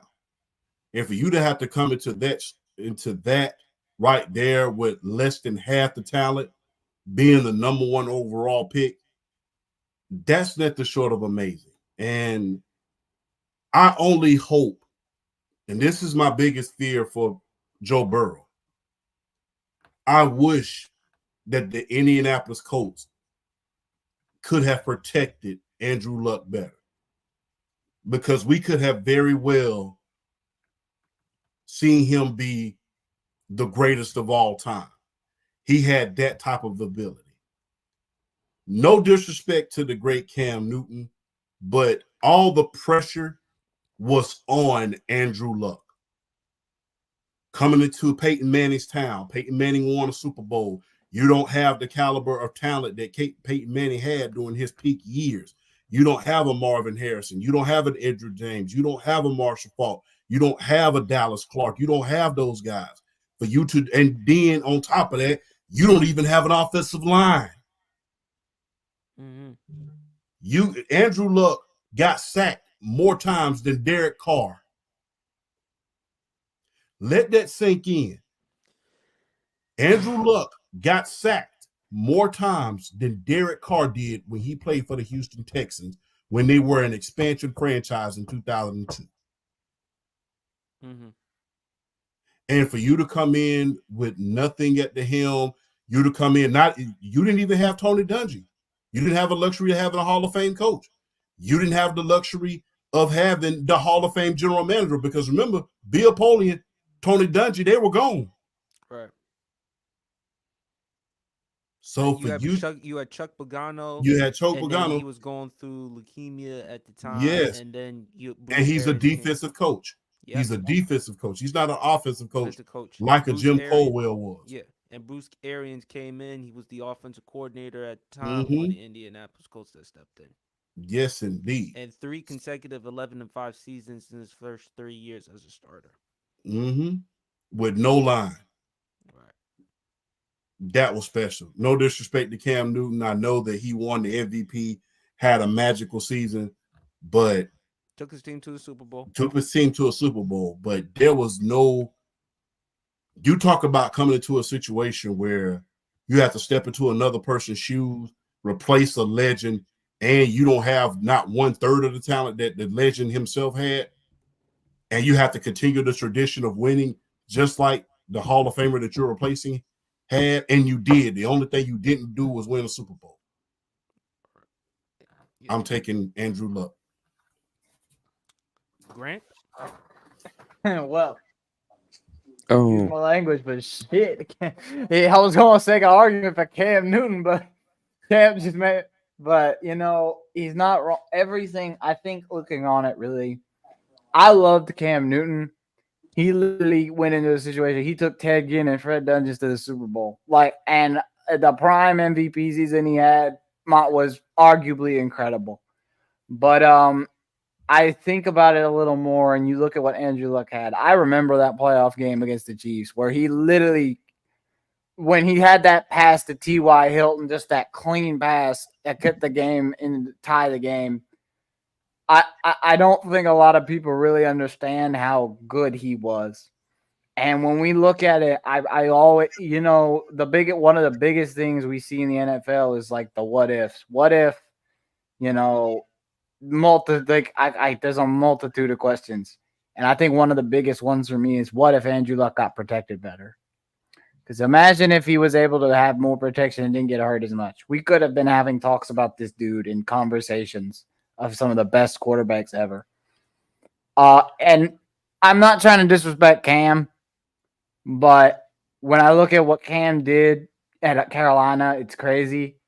And the fact of what he was able to do, because even talking about his prime MVP season, like, my goodness, like, you want to talk about a man on like some form of drug, that's what Cam Newton was doing that season. But I'm going to be honest with you. If I was going to pick Cam, but Champ convinced me, and after thinking about it, you got to take Andrew Luck, because if he had stayed healthy, Lord knows what he could have accomplished in the NFL, especially with the situation he was in and how it was like just ruins around him.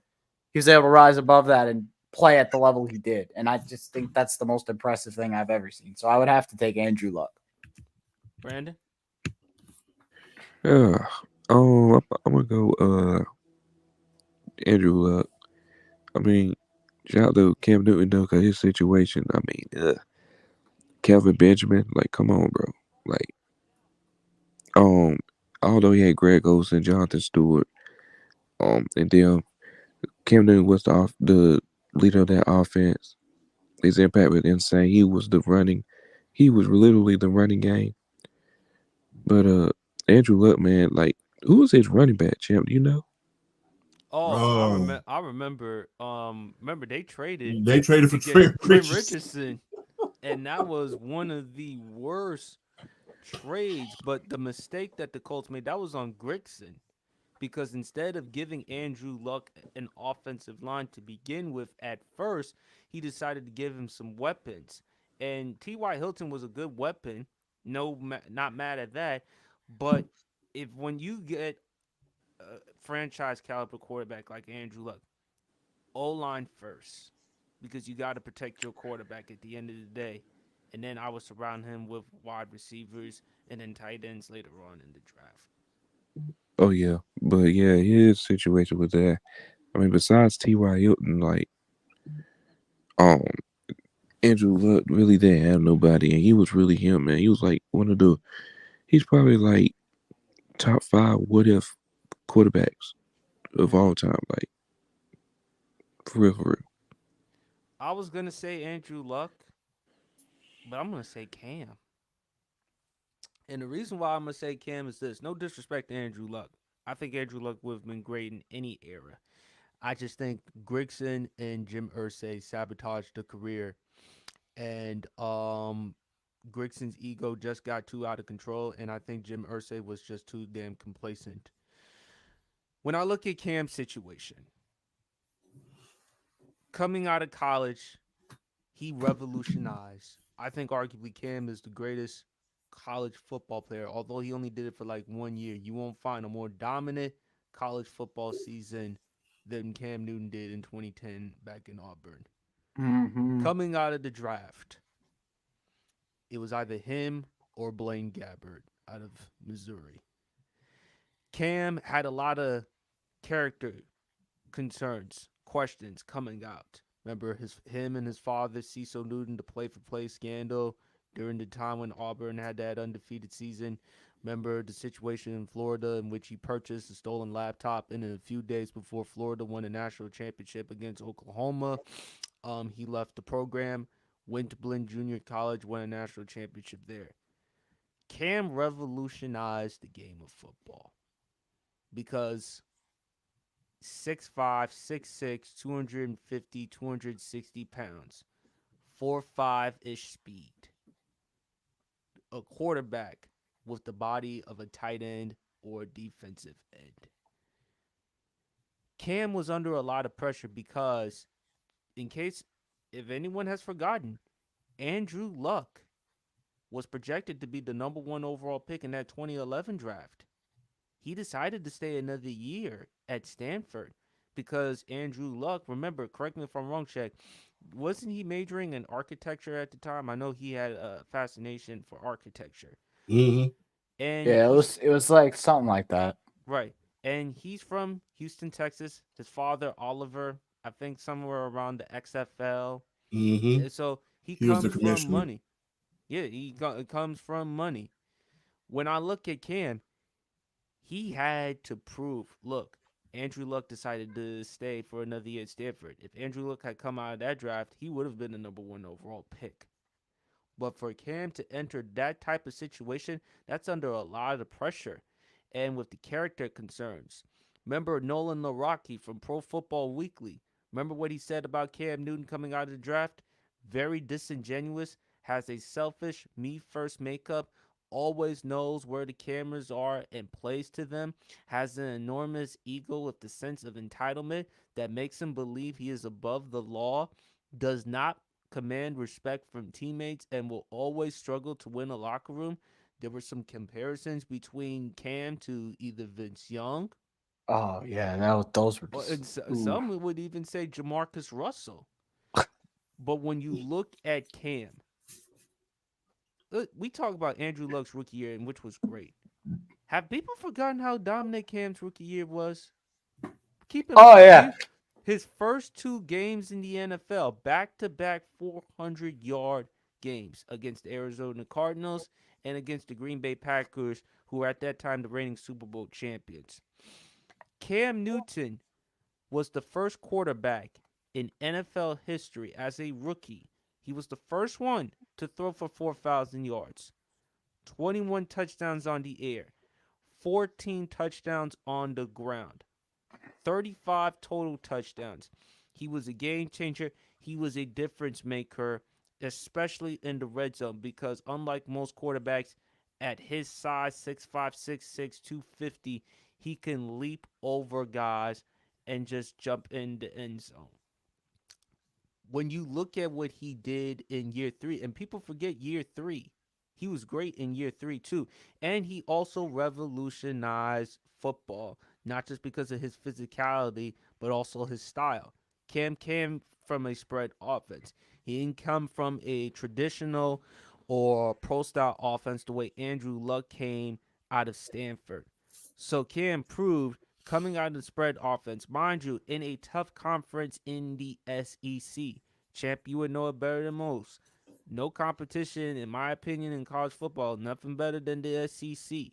Yeah. Cam came from a spread offense, not a pro-style offense. And for him to transition, that says something. And Cam did revolutionize, because now we're starting to see the read option quarterbacks. You saw with RG3. You saw it with Colin Kaepernick. You saw it with Russell Wilson. Now you're seeing it with a lot of other quarterbacks, the dual threat quarterbacks.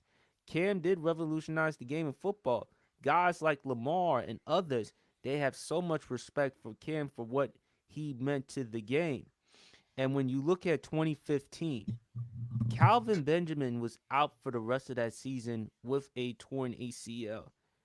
Ted Ginn Jr. was 50-50. 50 times he would catch the ball, the other 50 times he would drop it.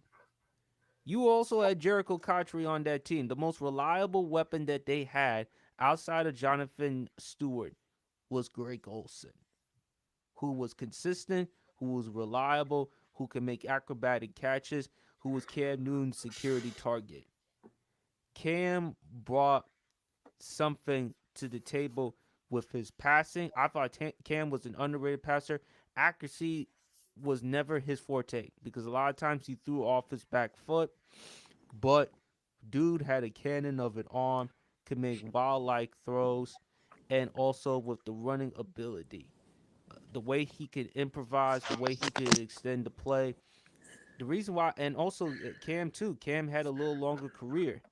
And if Cam didn't suffer that type of punishment as well, we talk about Andrew Luck's punishment. Imagine if Cam Newton didn't suffer that amount of punishment.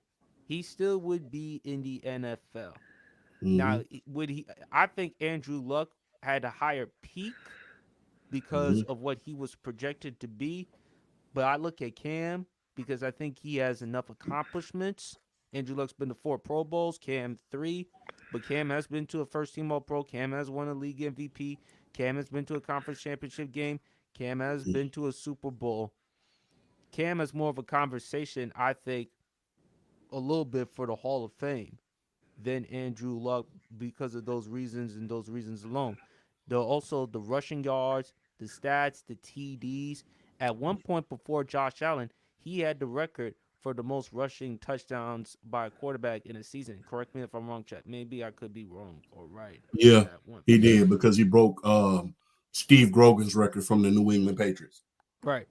And when I look at Cam, the dynamic, the swag and stuff, he had a lot of pressure. People keep forgetting that. And I mean, 2011, had Andrew Luck had entered that draft, he would have easily been the number 1 overall pick. It's Andrew Luck guaranteed. Cam Newton, there was skeptical concern. As I said, it was either him or Blaine Gabbert for the number 1 overall pick. Can you imagine if the Panthers went and drafted Blaine Gabbert? Can you imagine how that would have looked for Carolina? It would have been doomed. Terrible. Yeah. And also, too, Cam has gotten a bad rep because, remember, he went on his pod and he said guys like Dak, Tua, Brock Purdy, Jared Goff, game managers. And even though their numbers, you would look at the numbers and you say, well, they're better than Cam's. But are any of those quarterbacks the game changers or difference makers as Cam was? People have forgotten how good of a player Cam Newton was before injuries and before his career was over. It seems like now all of a sudden they're treating Cam like he's the NFL's version of Dwight Howard. That's what it seems like to me. But better career, I think Cam had a little better career. If you want to say Andrew Luck peak, I'll give you that because of what he was projected to do. The Colts, they just sabotaged him. But I would say Cam to a slight edge because Cam was under a lot of pressure during his rookie season because not a lot of people were sold on him being that next great guy. There were comparisons with Vince Young. Had Andrew Luck entered that draft, he would have been the number 1 overall pick, Andrew Luck, not Cam. How would he handle the pressure of being that guy? And his first year, champ, you would notice because you're a Falcons dude, Cam was putting up astronomical numbers as a rookie.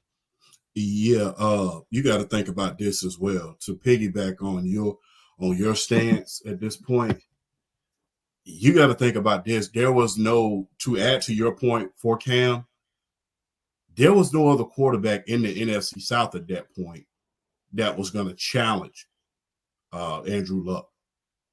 You know, I'm just being honest with you. You know, there was no quarterback. Ryan. You know, but yes, and I was just about to say that that division with Cam Newton, with my Falcons in that division in the NFC South, you had arguably three of that talent pool down there was loaded. The weakest link at that time was Tampa Bay, and that was before Jameis Winston, which is another story that we touched on a couple weeks ago. But for you to go to a Super Bowl in the same division, because at one point, y'all was going in back-to-back years. It was like, New Orleans went in 2010, then a couple years later in 2015, Cam Newton goes. And then the year after that, my Atlanta Falcons had a 28-3 season. So for you to be in that division where teams are going to Super Bowls, have MVP candidates, and have some of the greatest of all time, that is nothing short of amazing. Right. And you can look at it and say, well, even though Cam had Greg Olsen, but outside of Greg Olsen and to a lesser extent Steve Smith, can you name one really great wide receiver that he really actually had to work with? Now, he had better offensive linemen because you had Ryan Khalil, you did have Trey Turner, you did have a really good running game in Jonathan Stewart, and to a lesser extent D'Angelo Williams. It was much better than what Andrew Luck had and Trent Richardson. But when I look at Cam, I give him the edge in terms of longevity, the edge in terms of accomplishments, and I do think he was under a lot of pressure. Because if Cam Newton did not perform, people would say, see, he would have ended up being a bust. I told you, this is why there was comparisons between him and Vince Young. Yeah, I mean, Ron Rivera, I don't know if Ron Rivera said it, they were actually thinking about drafting him or Blaine Gabbert. Cam Newton or Blaine Gabbert. So I'm going to lean towards Cam. I understand what y'all saying about Andrew Luck, and I agree with everything y'all saying, but I think Cam does have an argument. And besides, if you're talking about career-wise, Andrew Luck or Lamar Jackson, even though Andrew Luck, I wouldn't be mad if y'all said Lamar Jackson now, because Lamar Jackson has 2 league MVPs, and champ, you can make an argument Lamar Jackson has a case for the Hall of Fame. With 2 MVPs, you definitely have a case for the Hall of Fame, because the thing is, not too many people get them. I mean, I will say this, not anybody. It's hard as hell to win. It's hard as penitentiary still to win the NFL MVP as it is. And when I say it's hard as penitentiary still is very, very hard. So it's very, very hard to do that. So my thing is, for you to win 2 MVPs, especially in a loaded division like the AFC North, where it's just defense, that is nothing short of amazing. And the style of play in which you do it. Because, Lamar is not considered the most drop back or conventional style quarterback, but the fact of the matter is he finds ways to win. All this talk about the playoffs, yes. I think if he had been to the Super Bowl and won a Super Bowl, that would have been icing on the cake. That's enough to say he a Hall of Famer. I think he'll definitely get in. One last comment right here from Rashad.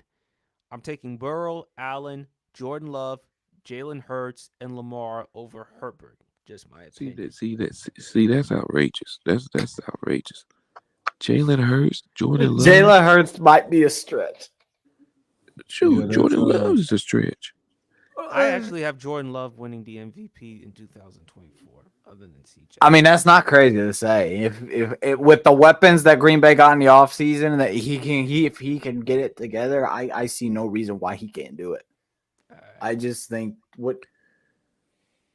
No, I agree. I just think like think about it honestly. You got who was it? God, it's been on there. You got all those weapons on that roster. There's no reason why he can't make an MVP. Exactly. You got Romeo Dobbs. You also have Christian Josh Watson, Jacobs. Josh Jacobs that you got from the Raiders.